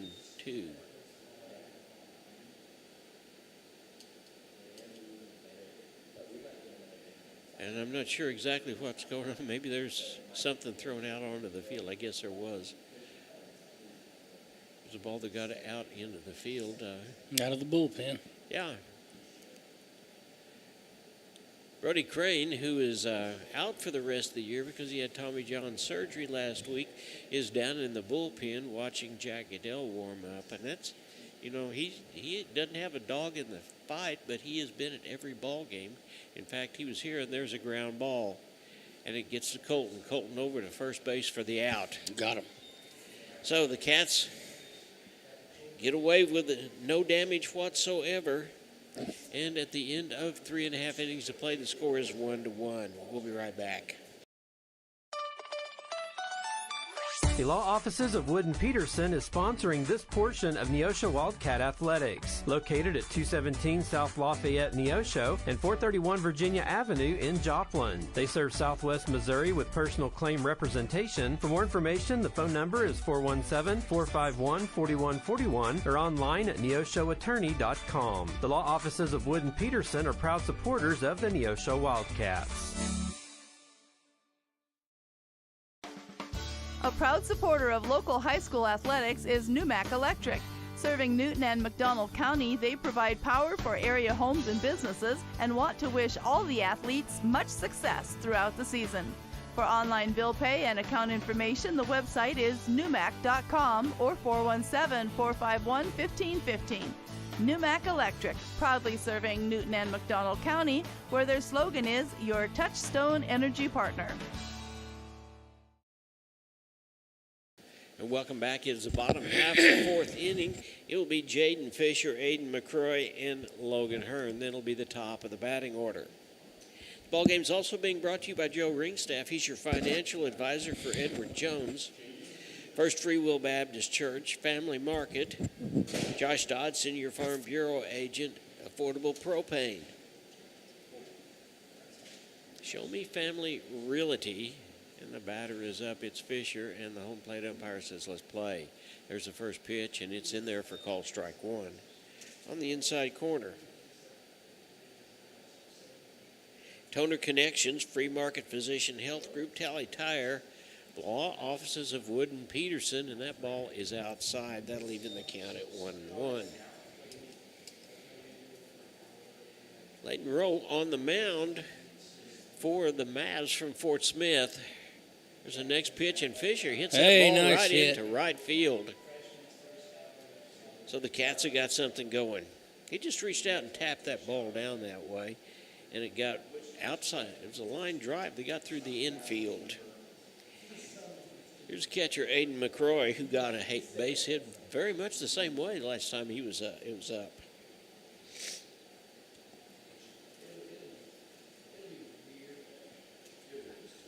Numac Electric, Sports Locker, KSN KODE, Zach's Car Wash, McKay Quality Roofing, Neosho Area Chamber of Commerce all bring you the ball game today. McCroy steps in, and he bunts it. Boy, it's a beauty. There's no way they'll get the runner at second, but the runner is out at first, so that is a 1-3. And there's the first out, and Fisher's on second base. Here's Logan Hearn, the lefty.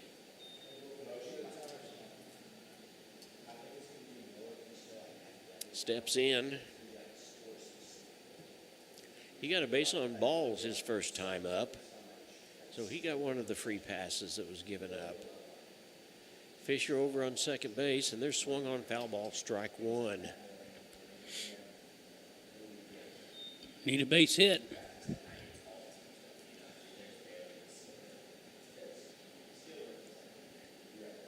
And Hearn swings at the first one, fouls it off for strike one. There's the next pitch, and he swings at that one for strike two. He is not happy with himself that time. He wanted to hit that ball to left field.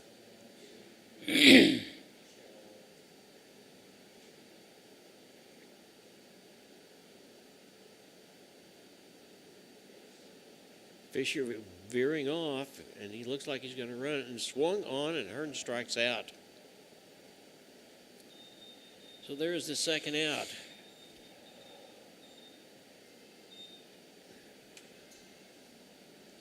Gage Harville is up. He had a double his first time out, and then he struck out in the second inning.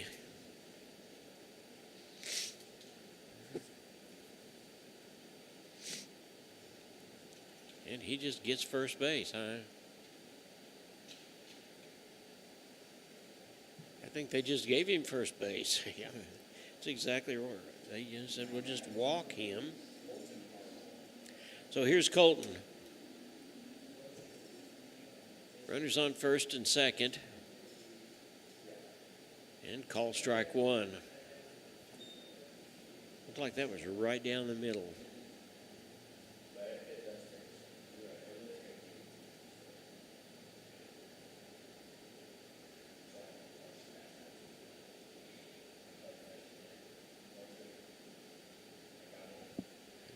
Ball outside. That'll even the count at 1-1. Cats continue to have base runners, but we can't seem to do anything about it. We need to cash in right here. Dev's Beavers will be up next. Rowe looks at second base, looks over at first. Here comes the next pitch, and Harville fouls it off for strike one.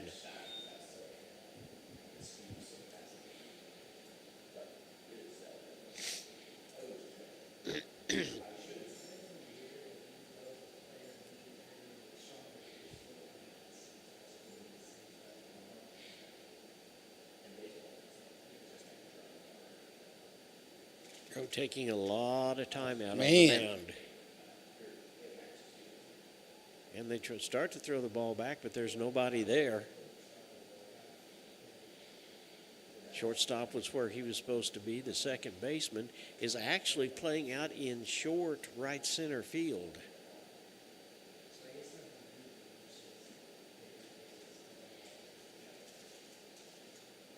And Harville hits that ball, and it is going to be caught by the right fielder, and that retired to the side.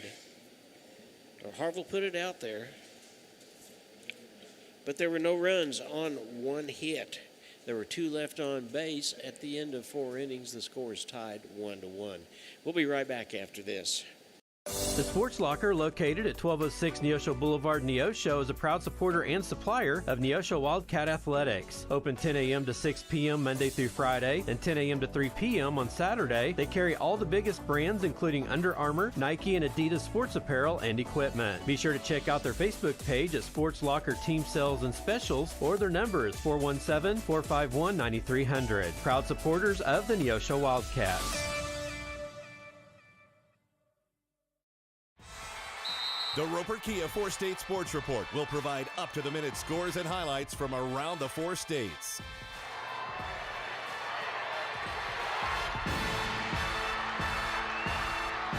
With ultimate local coverage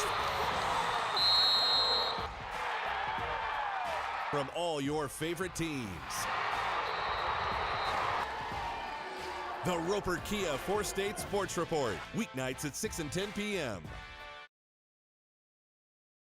And welcome back. It's the top half of the 5th inning. Sophomore Jack Goodell on in relief of a pretty good job by Wyatt Woodard in what may have been his very first start, but he did a nice job. He threw a lot of pitches,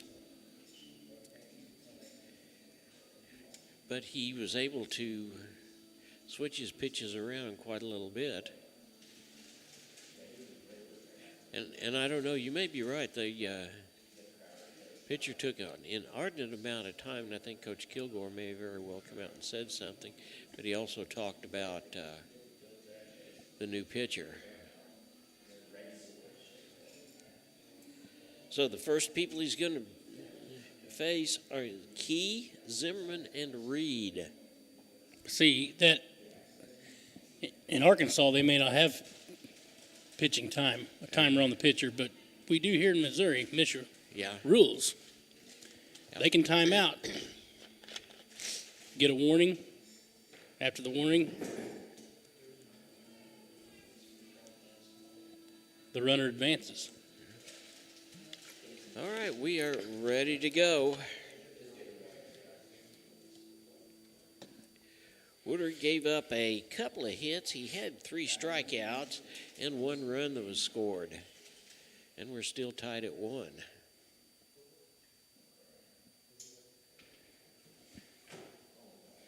He gave up a hit in the first inning. He had a strikeout. He had a strikeout in the second inning. He gave up a hit. in the third inning, and that's where the run was scored.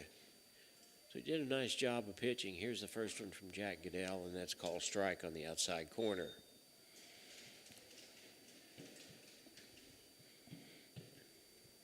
Looking at the Cats, it's going to be Beaver, Jennings, and Woodard in the bottom half of the fifth. There's a pitch low and inside for ball one.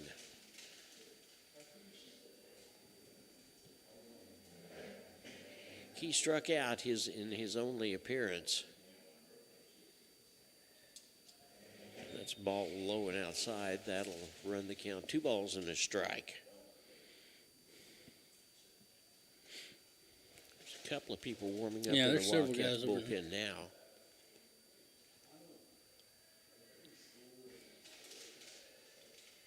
Goodell takes a deep breath. Here comes the next pitch, and that's in there for strike 2. Caught that outside corner. Goodell's been roughed up a couple of times in his last 2 or 3 outings. A good appearance by him tonight would go a long ways towards making him a little more confident. And that ball is in the turf. That'll run the count full.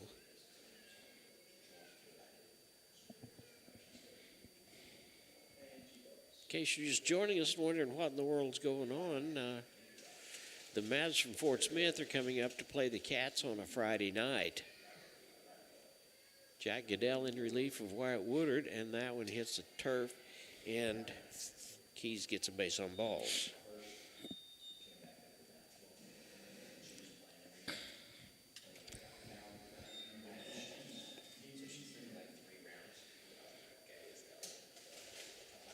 This is the top of the batting order. Zimmerman, the center fielder. He is grounded out, and he got a base on balls and got around to third base and was stranded there. McCrory goes out to talk to Goodell for just a minute or two, kind of slowly walking his way back. That's one of the things I like about McCrory. He actually manages the length of the ball game by whether he trots out, runs out, trots out, walks back, and he walked out and walked back. Goodell looks over at the runner in first base.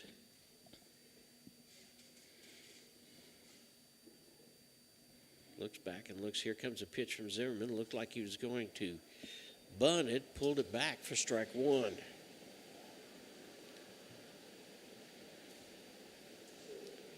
Cats go to McDonald County Monday night for a non-conference game with the McDonald County Mustangs. Come right back here on Tuesday night to play Parkview. There's a line shot that gets through the infield, and the runner's going to stop at second base. There's runners on first and second, and Zimmerman comes through with a base hit.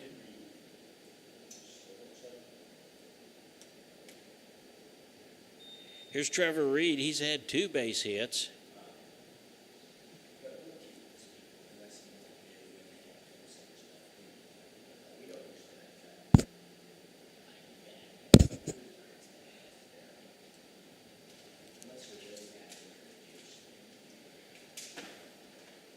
Looks like he's going to bunt it, and he does. It's a good one. Gets the ball up over to Fisher, who is at first base for the out, but the runners move up.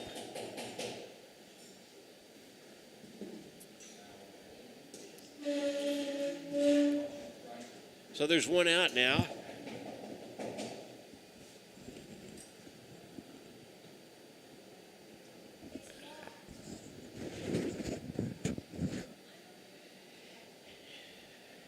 And the batter is Wyatt.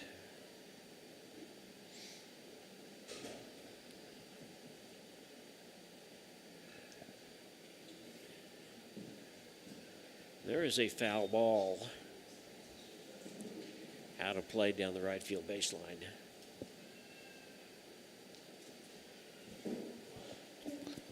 One out. There is 1 out, and the Cats continue to have the bullpen full. Middle innings has been tough for relievers for the Cats. The next pitch from Goodell, and that's swung on for a strike. That's strike 2.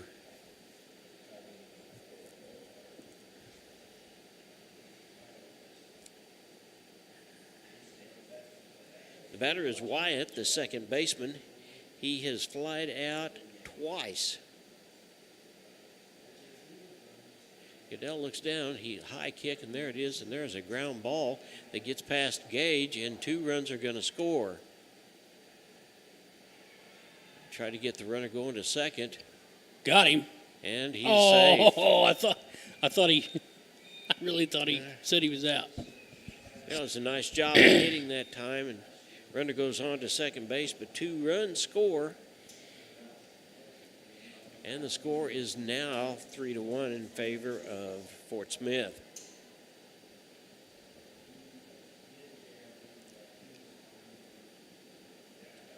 The batter is PD France. He is the left-hand hitting catcher. Runner on second base. That ball looked like it had eyes. He got right in between shortstop and third baseman. That time he got into the outfield. 2 runs with runners picked him up. First pitch was a ball. Jack needs to close this guy out. Yep, needs to get him right here. There's only 1 out. We have got a strikeout would be real good. And there's the next pitch. It's in there for call strike.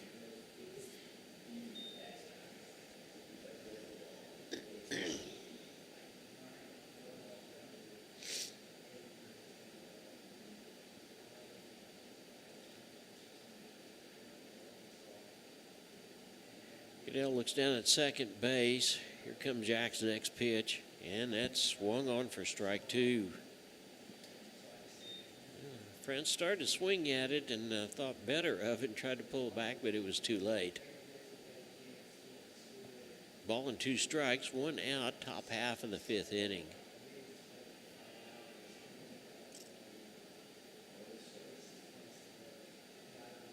Third pitch swung on, and it's a foul ball down the first baseline. So the runner goes back.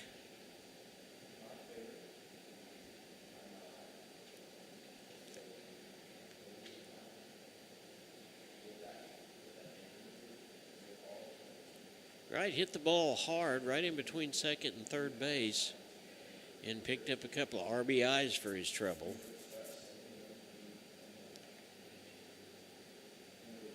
Looked a little low and outside.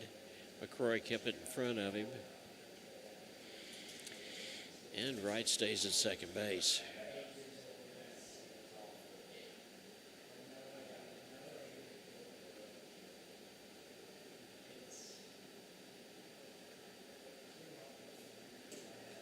Jack Goodell on in relief of Wyatt Woodard.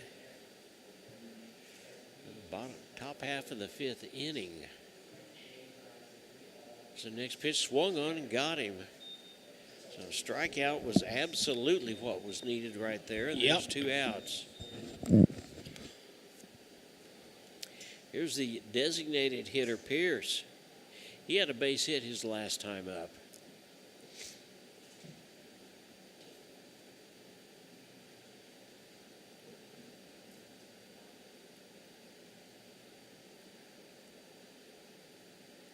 Now looks back at second. Fisher fakes over towards second. There's the pitch, and it's in there for strike 1. Caught that outside corner. Home plate umpires put everybody on notice that the outside corner is fair game, and he calls it every time, which is exactly what an umpire should do. Yep. There's the next pitch, and that's inside for a ball. That'll even the count at 1-1. Cats are playing pretty much straight away out in the outfield. Pierce got a single between third and shortstop his last time up.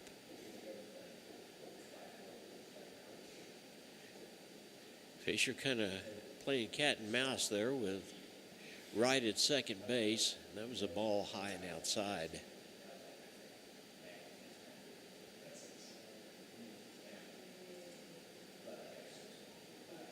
We've got 2 balls and 1 strike.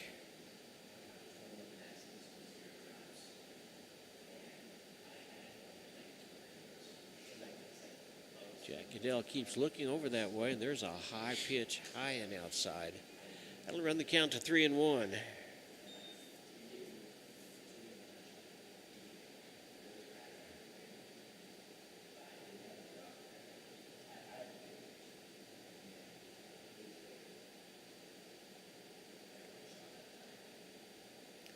Goodell needs a good pitch right here.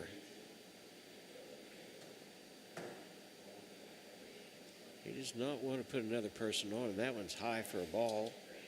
And here comes goes Kilgore. To second base, goes to first base. And here comes Coach Kilgore. We'll see exactly what he's going to do. Oh. And he is going to Goodell is retired. Go to the bullpen. So we'll take a timeout, and we'll be back during this pitching change. You're watching the Neosho Wildcats on the KNEO Neosho Wildcat Sports Network. Today's event is being supported by Banner Church of the Nazarene, located at 597 North Fork Road between Anderson and Goodman. Banner Church of the Nazarene services are Sunday school at 9:30 and family worship at 10:30. Check out their special Sunday night youth fellowship. Wednesday services begin at 7, offering adult Bible study, ladies Bible study, youth, and children's services. Contact them at bannerchurch.com, 417-364-7461, or dennis@bannerchurch.com. The Neosho Area Chamber of Commerce invites you to download the new Experience Neosho app, available for free on the Apple and Google Play Store. Your guide to eat, shop, play, and stay in Neosho, and your direct link to KNEO Wildcat Sports. Download the app, register to win weekly prizes, and listen to your favorite Wildcat sports.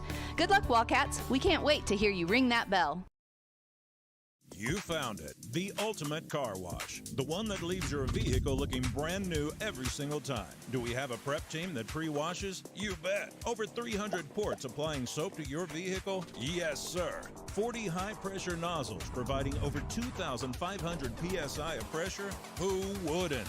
Buff and dry features that dry your car along with combined 100 horsepower blowers? Try 150. Be careful, we might just blow you away.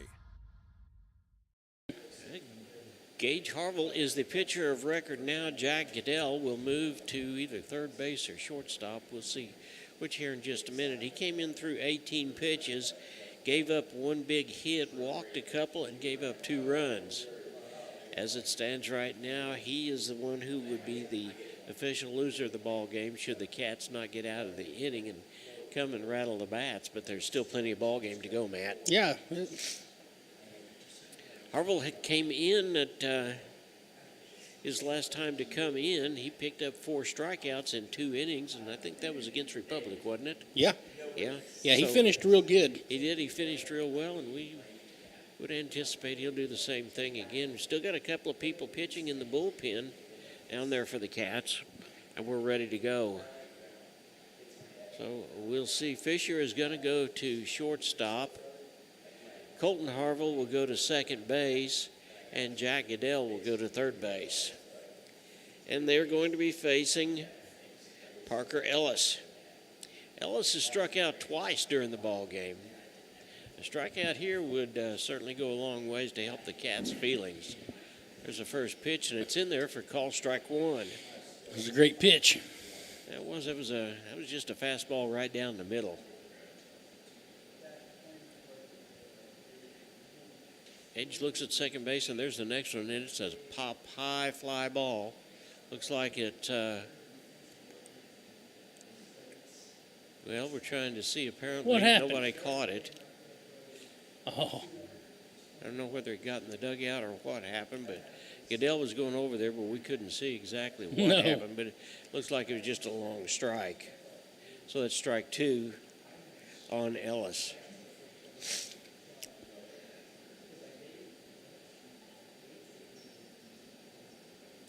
Comes a third pitch from Gage, and that one's high for ball 1.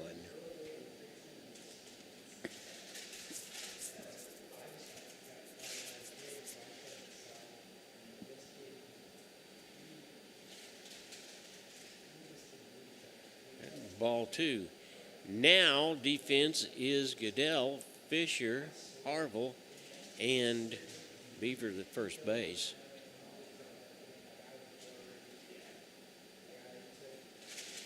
There's another one.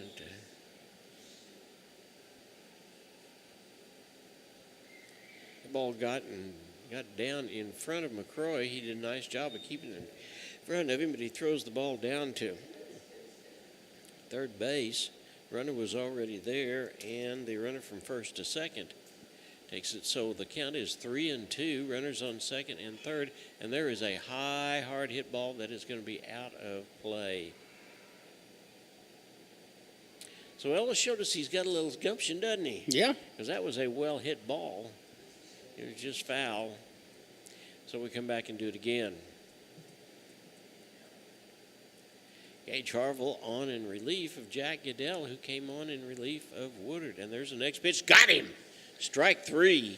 Just exactly what was needed. Yes. That retires the side, but there were 2 runs scored on a hit and a couple of passed balls.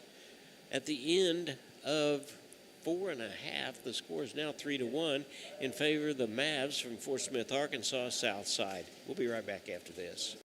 McKay Quality Roofing is a proud supporter of KNEO Radio and the Neosho Wildcat Sports Network. They're located in their offices at 811 South Neosho Boulevard. They specialize in roof removal and replacement of residential and commercial properties. In order to serve you better, they have offices in Neosho, Cassville, and Grove, Oklahoma. Call McKay Quality Roofing at 417-455-3326 for a free quote, or go online at McKayQualityRoofing.com for more information. Go Cats! The Freeman Family YMCA is a proud sponsor of high school sports. Serving the 4-state area, the Freeman Family Y believes in putting Christian principles into practice through programs, building a healthy spirit, mind, and body. With 2 locations to serve the area in Grove, Oklahoma, and Neosho, the Freeman Family Y open 5:30 to 9 Monday through Saturday, 1 to 5 on Sunday. For more information, you can go online to ymcaswmo.org or call us at 417-455-9999.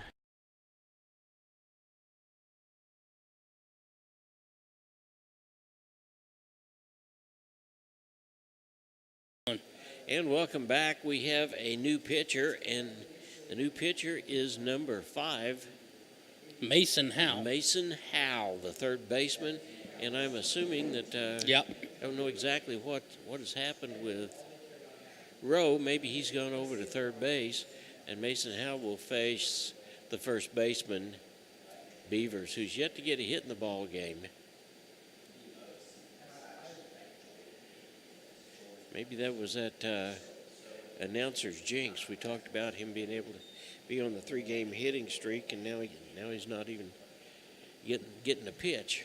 And that was low and outside for ball 1. Comes the next pitch, and that one's high for ball 2.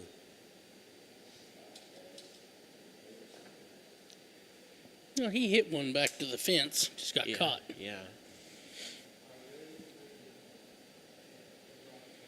Mason Howell, and that one's high and inside.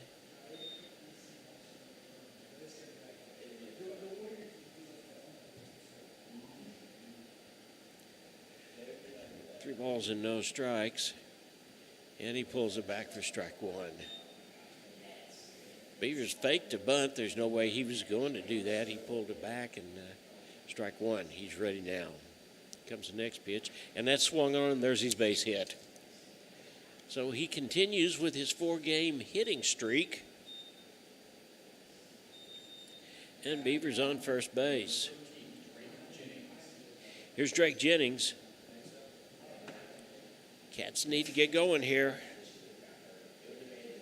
CareNet Pregnancy Center, Banner Church of the Nazarene, Access Family Care, 4-State Printing, Josh Meeker, your shelter agent.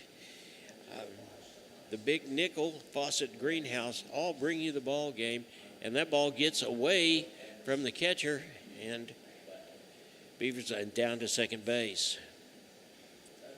Jennings looked like he was going to bunt and then pulled it back, and that was just enough distraction for the catcher to take his eye off the ball, and Beavers now on second base. Jennings is yet to get a hit in the ball game. He has flied out to the shortstop, and then he struck out in the first inning. There's a strike on the outside corner.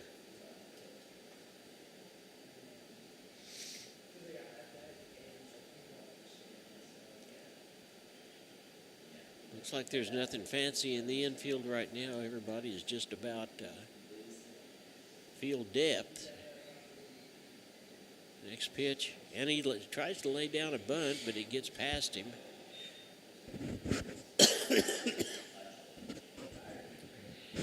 And the count will go to a ball and 2 strikes. Woodard will be up next.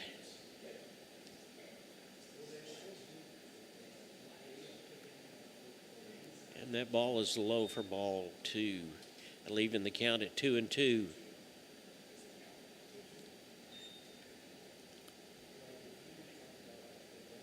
Jennings just needs a hit. He had a ground rule double last night at Willard.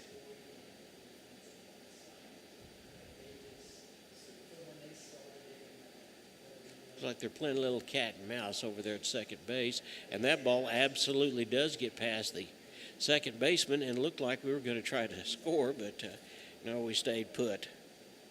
Well, Beaver goes to third base on a passed ball. And the count is now full at 3-2. Swing away.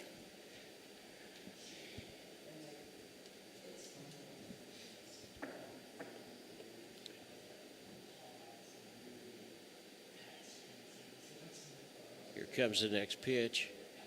And that was ball 4. Oh, called strike. So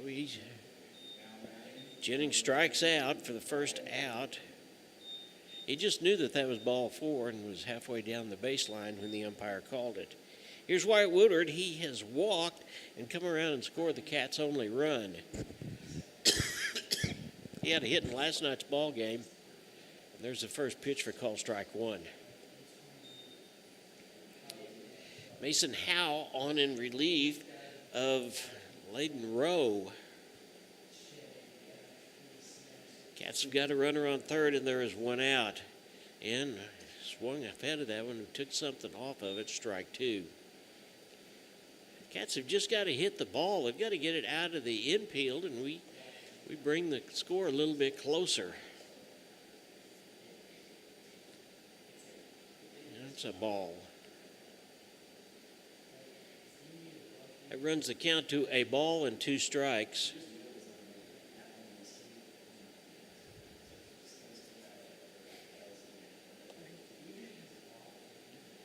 The third baseman in relief. Comes the next pitch, and Woodard hits the ball, and it's a bouncing ball, and they're going to go to first base, but the run will score. There we go. So the Cats pick up a run. Yeah.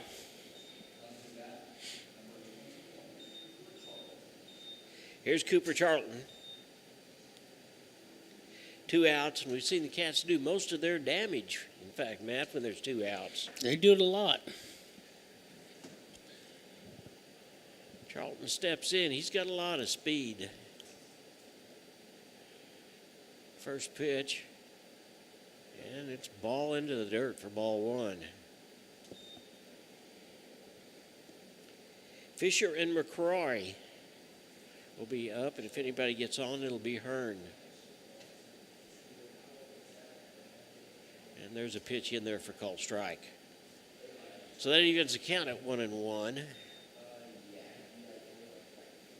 Ball right over second base would be a nice play. That ball almost got away from the catcher.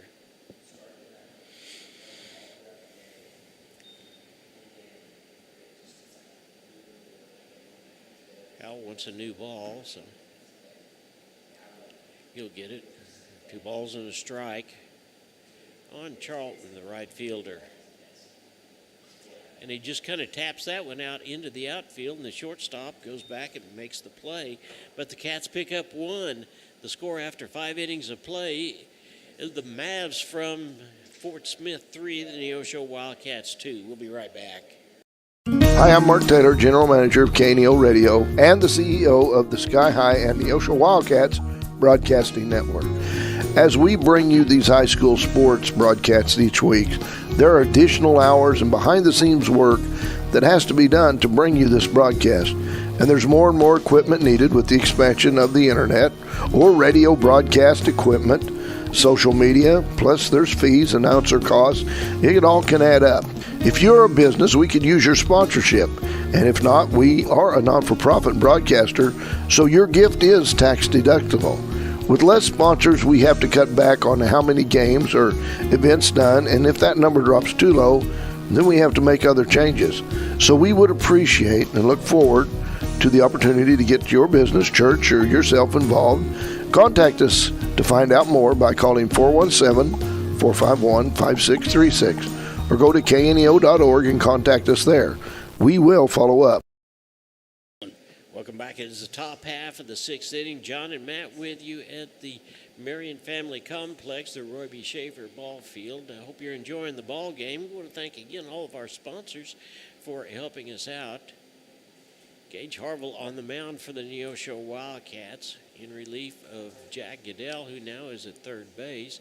And Goodell is in relief of 5 just pretty good innings by Wyatt Woodard, the junior, so I think we'll see good things coming from him before too long. Ball goes around the horn, gets back to Harville. He's going to face Manus, the pitcher of record, Howe, and Key. Here's the first pitch, and it's high for a ball.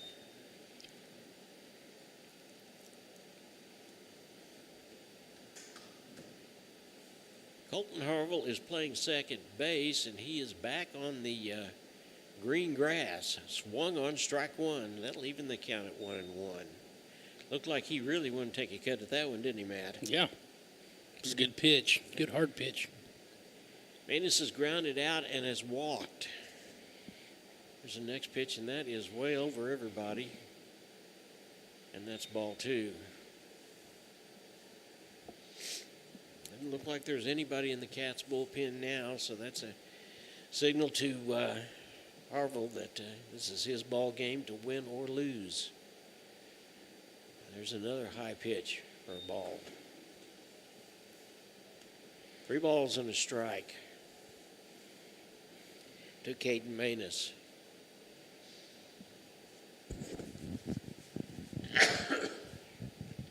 That swung on strike 2.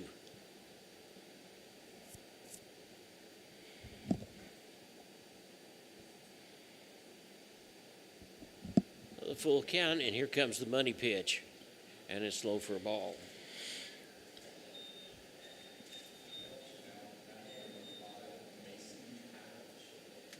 Here's the pitcher of record, Howe.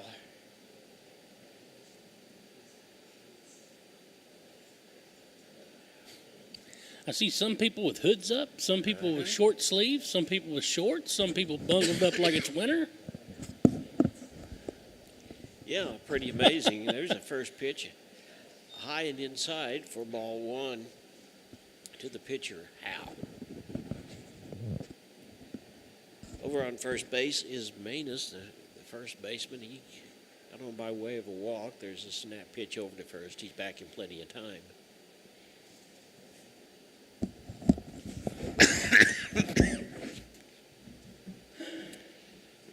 Swung on, foul ball, strike 1. That'll even the count at 1-1.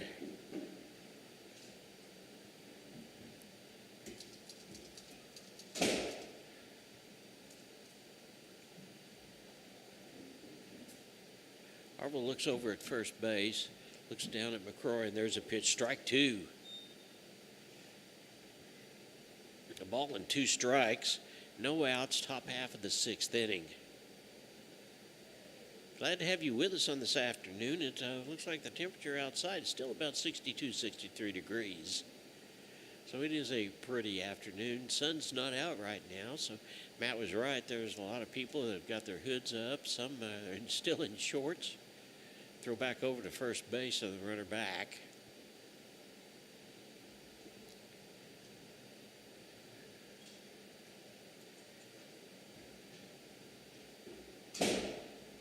Harville looks down, and there's a pitch. It's high. McCrory's up with it, looks over to first base.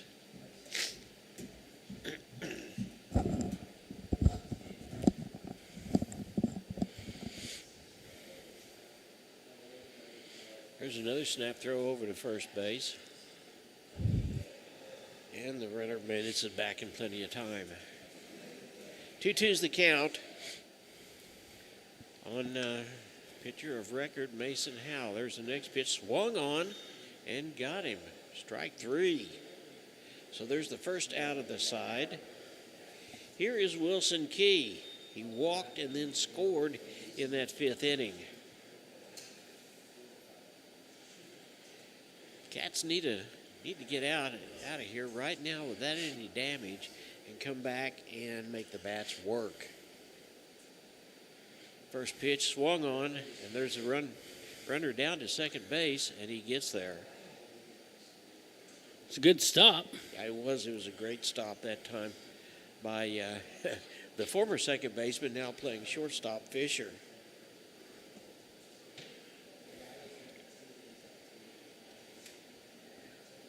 So no balls and 1 strike on Wilson Key. Gage looks down. He steps onto the mound.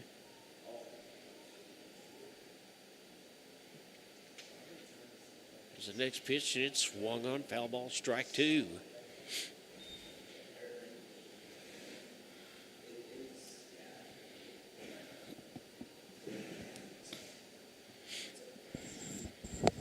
Gage looks down, he looks back. Colton is on second base, and that kind of leaves that area open. And the pitch was high. It was did not curve or sink for ball 1.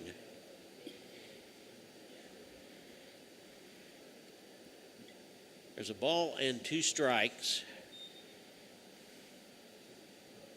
And there's the next pitch. Swung on, got him, strike 3.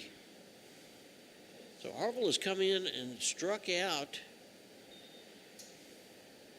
another one. He struck out 1 in the 5th, and now he's got 2 strikeouts here in the 6th. Peyton Zimmerman, the leadoff hitter, is up. He grounded out, been stranded at third, and scored in the 5th inning. First pitch is a curveball. It's a beauty, strike 1.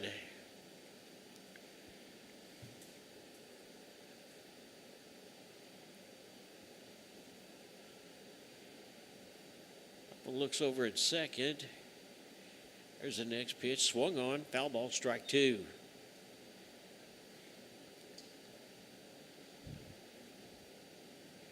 Harville comes in. He has thrown 11 pitches, and he has struck out 2 in this inning. Doesn't waste a lot. That one's high and inside for a ball.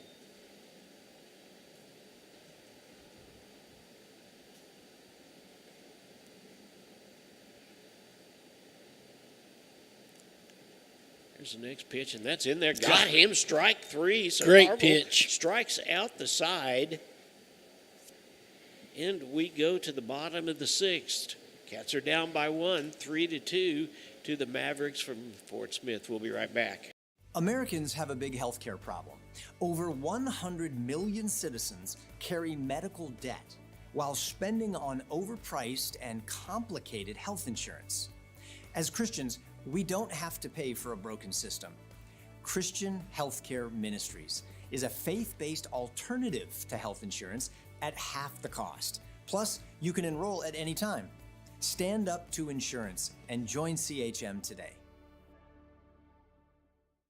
For 15 years, CareNet Pregnancy Resource Center has been serving women, men, and their families. All of our services are free and confidential, and they include first trimester ultrasounds, STI testing with treatment, and pregnancy tests, as well as verification and community referrals. One-on-one education classes for any parent or soon-to-be parent, along with material assistance.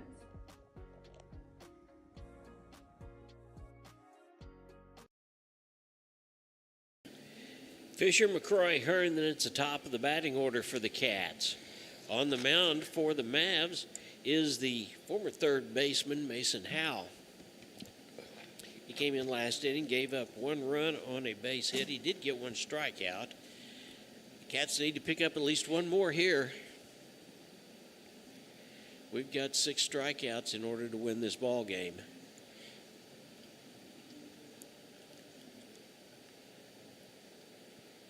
Fisher had a single. His last time up, he hit the ball into right field.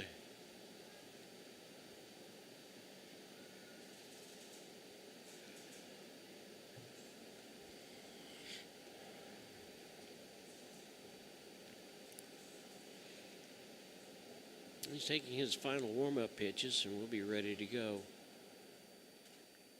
The ball's getting ready to be thrown down to second base. And it gets past France. He gets the ball down to second.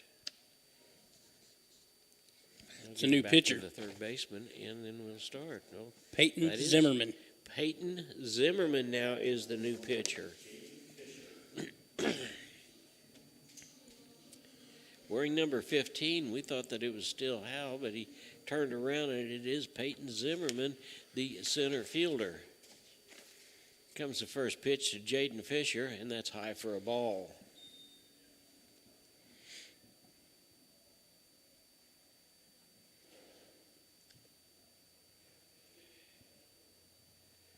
That one's low and inside for ball 2. You've got a new pitcher like this, it's always worth your while to see just exactly what he's got and what he doesn't have before you commit yourself. And there's swung on, and that is a high fly ball, and looks like that drops in for a base hit. So Fisher has got his second hit of the night, and he's on first base. Here's Aiden McCrory. He's got a hit in the ball game. He sacrificed a bunt, and it was a good one and moved the runners around in the last inning, or in the fourth inning. Looks down at, we're going to have a pinch runner, and that's number 9, Matt. Isaac Abernathy. Isaac Abernathy is the courtesy runner for Jaden Fisher. Good opportunity to maybe pick up just a little bit of speed. Fisher's still ailing with that broken big toe. Yeah, but he's done good swinging the bat tonight. And there's another bunt. It's going to be a great bunt. They're going to try to get the ball over to second base, and they do. And McCrory's on first. Heads up play by the former center fielder to get the runner at second. You know, sometimes I don't like that sacrifice bunt, especially whenever you got to get guys on the base. Yep. Got to get them on the base. Pinch runner. Yeah. And that's going to be number 28. It looked 28 or 29. 29, I guess it is. Braden Rufo. Rufo is in. Here is Logan Hearn. Struck out his last time up, and knowing the competitor he's in, he probably remembers that real well. First pitch, strike on the outside corner.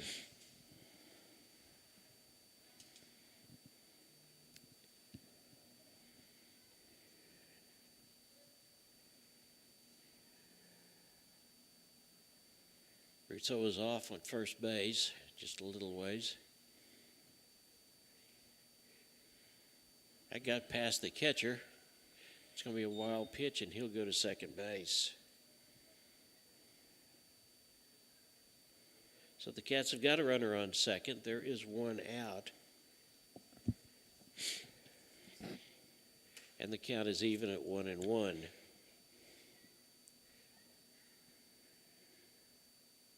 High.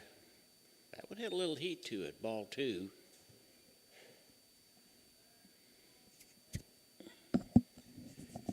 Top of the batting order up next. Last time, this ball inside, almost got away from the catcher. And that runs a count to 3-1. Last time Gage got up, they gave him an automatic pass to first base. We'll see if they do that again here in just a minute. Here comes the next pitch, and ball 4. So Hearn draws a walk. And here is Gage Harville. He'll be followed by Colton Runners on first and second. This is a great, great opportunity for the Cats.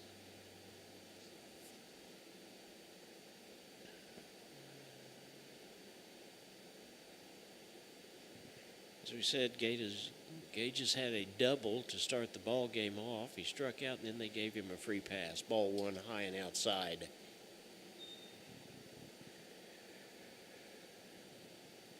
Rousseau on second base. He was the courtesy runner for Fisher. And Logan is on first base. There's another ball, too. That one's low and inside. Nothing going on in the bullpen for the Mavericks.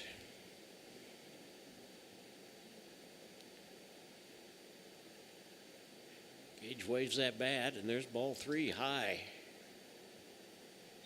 I believe I would not swing a bat until he threw a strike. That's actually seven balls that he's thrown. And there's ball four. That loads the bases. Here comes Fort Smith coach. Not where they want to be.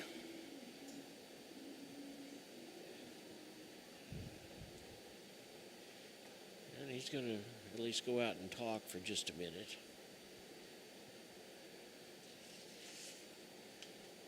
Northwest Arkansas Naturals are at home at Arvez Park through Sunday, May the 3rd. That is tomorrow, and they're facing the Springfield Cardinals.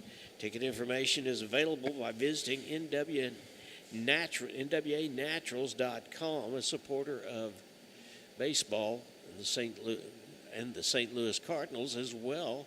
We'll be back at Route 66 Stadium on Tuesday, May the 5th. They'll open up a 6-game series with Corpus Christi Hooks that goes into the 10th of May, a Sunday.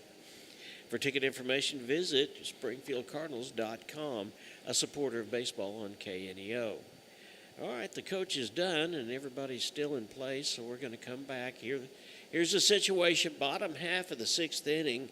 Colton Harville is up to bat. The bases are loaded, and there is one out.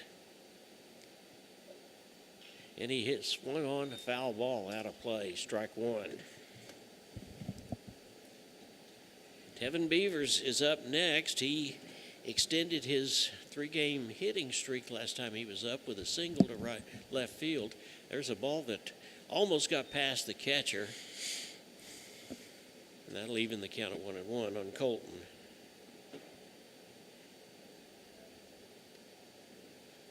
Colton could use a big hit right here. There's a ball that's outside.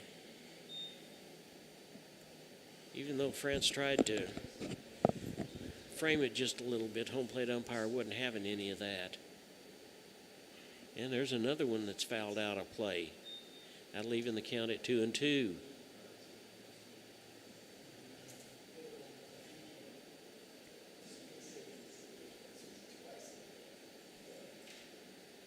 That got him, and he's out. So there's the second out.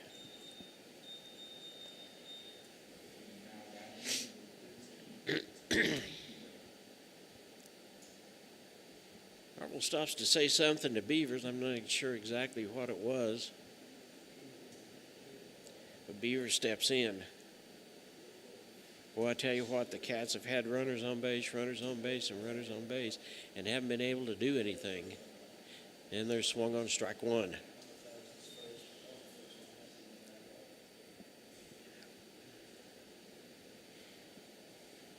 Beavers had a single and came around to score in the last inning.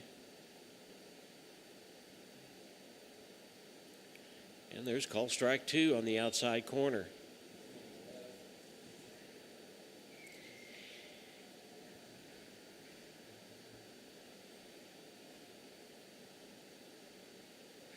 There was a high pitch. That's ball one.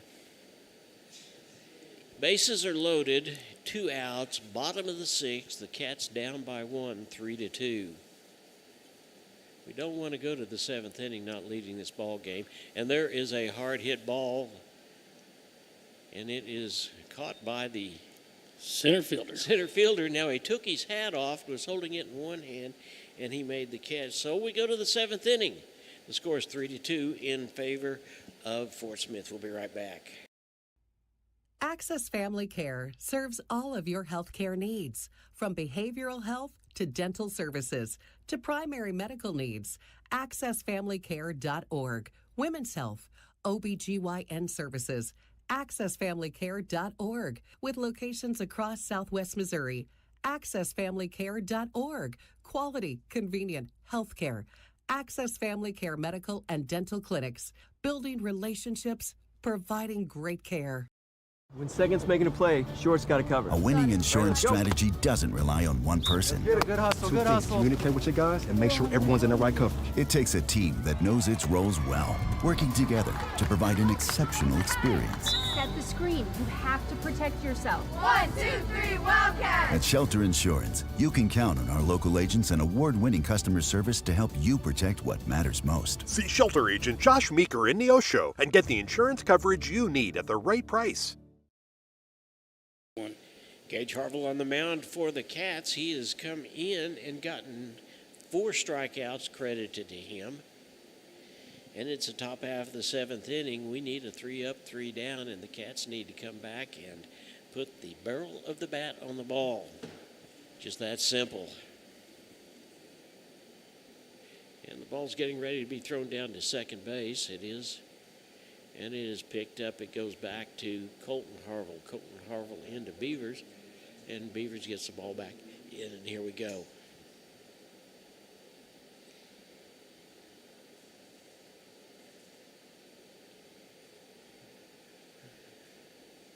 I'm trying to see who that is over on third base. That's Beavers. It is. We got and maybe Charlton on first.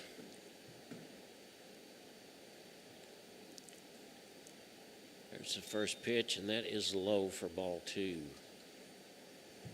But it's the second pitch, so that's ball 2.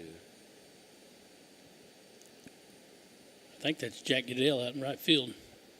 It could very well be. And there is a high fly ball to right field. Whoever it is chasing it, and they make the play. No, I think that's Hearn. Hearn may have gone to right field. Yep. So there's one out. Hearn to right field.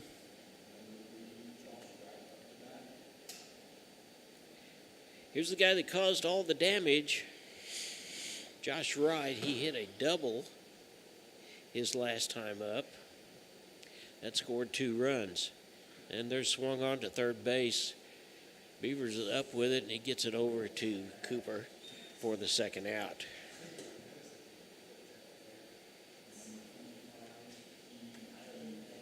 Here's the catcher, France. He has struck out twice and flied out to right field.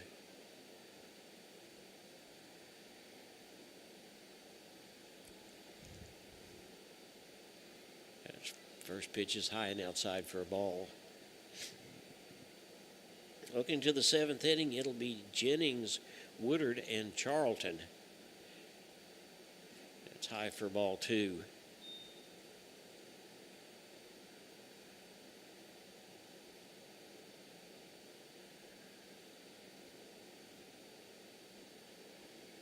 Next pitch, and that's swung on. It goes to Charlton. Charlton takes it to first and gets the out and retires the side. So it looked like it was close there for me. It looked like there was 3 different people converging on first base. Yeah. Charlton took it himself.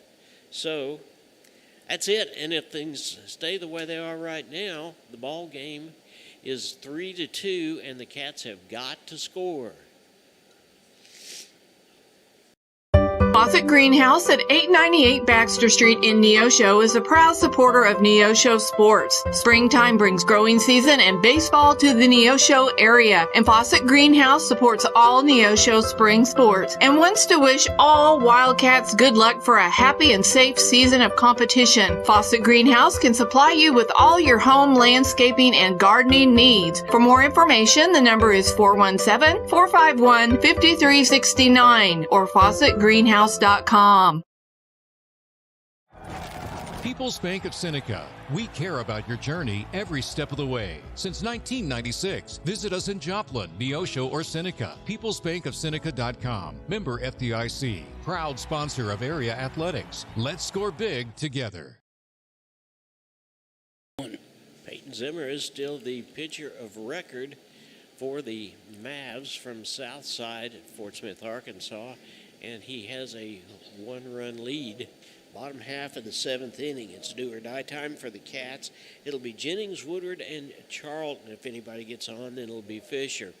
Fisher, who's had 2 hits in the ball game. And get him on and give him another opportunity. Because after him is McCroy. McCroy has had a fielder's choice. He's had a hit and a sacrifice. So we've got the Cats that know how to use the bat. It's just a matter of being able to get them in runners in the right place at the right time.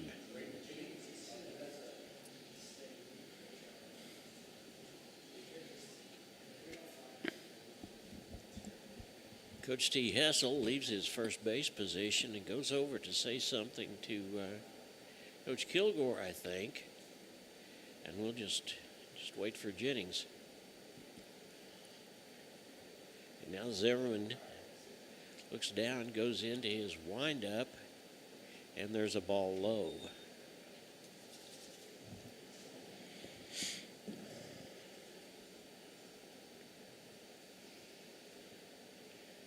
Second pitch from Zimmerman, and that's a call strike on the outside corner. That'll even the count at 1-1.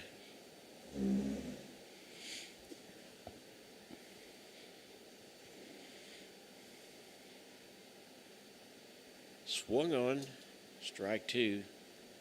He may have swung at a low pitch that time. Well, yeah. But I'm sure that knowing the competitor that he is, he wants to do something. Put the barrel of the bat on the ball right here. And that was a high off-speed pitch. That'll run the count to 2-2.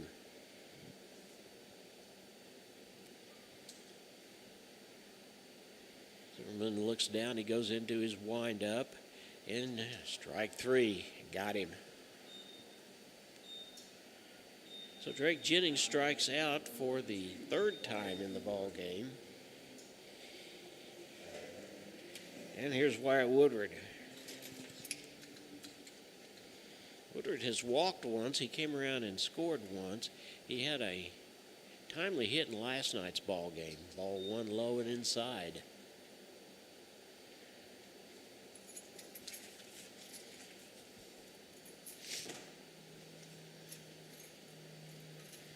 That's a strike. He caught the inside corner.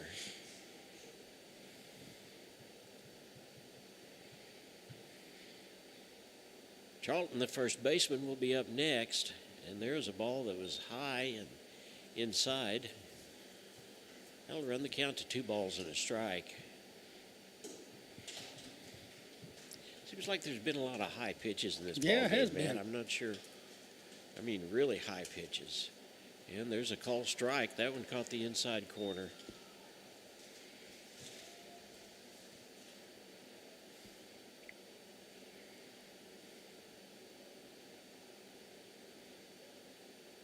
Woodward strikes, swings at it, strike 3. And one more out. And Southside goes home happy.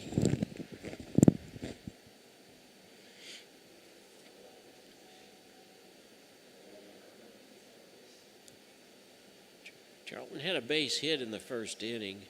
And there's a ball that's hit high to center field. Center fielder with a hat in his hand again makes the play. That's it. And that's the ball game.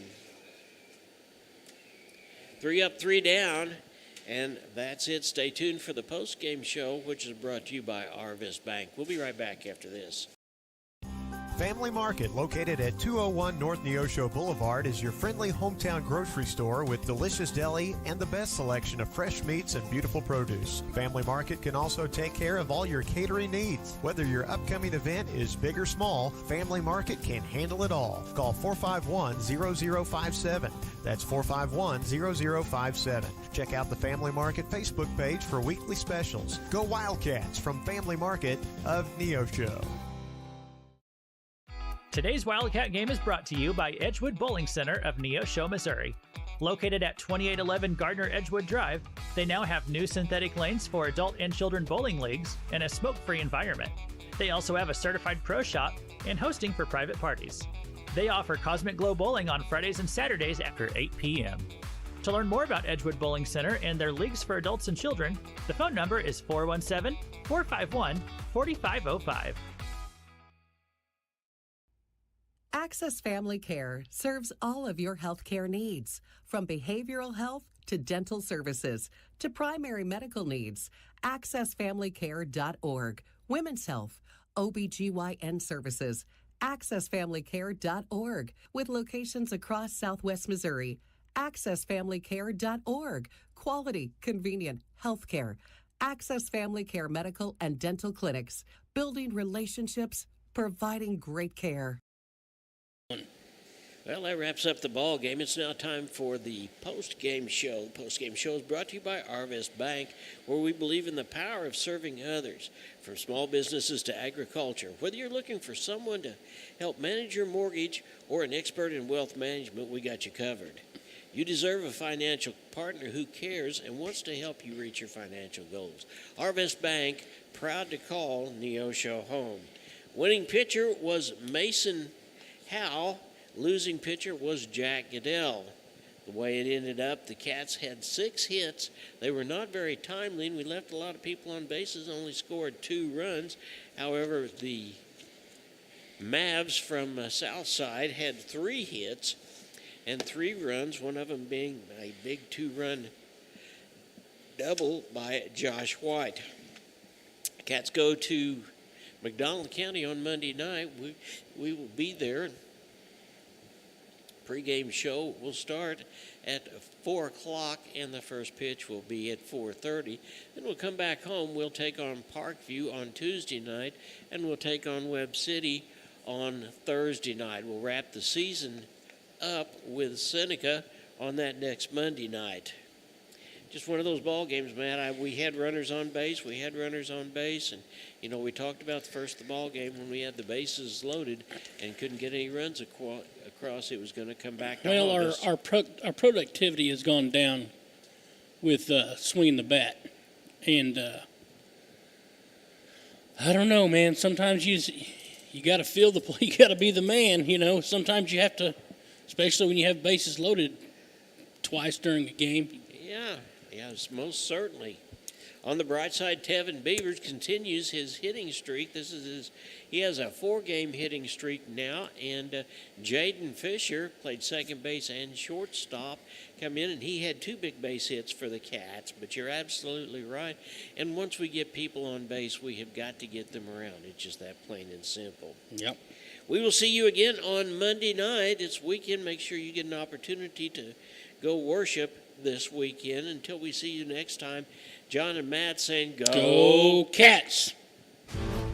This has been a live production of KNEO Sports. This broadcast may not be reproduced or retransmitted without the express written consent of KNEO Sports Network. This has been a sporting outreach of KNEO Sports Network, reaching into communities to make a difference for eternity.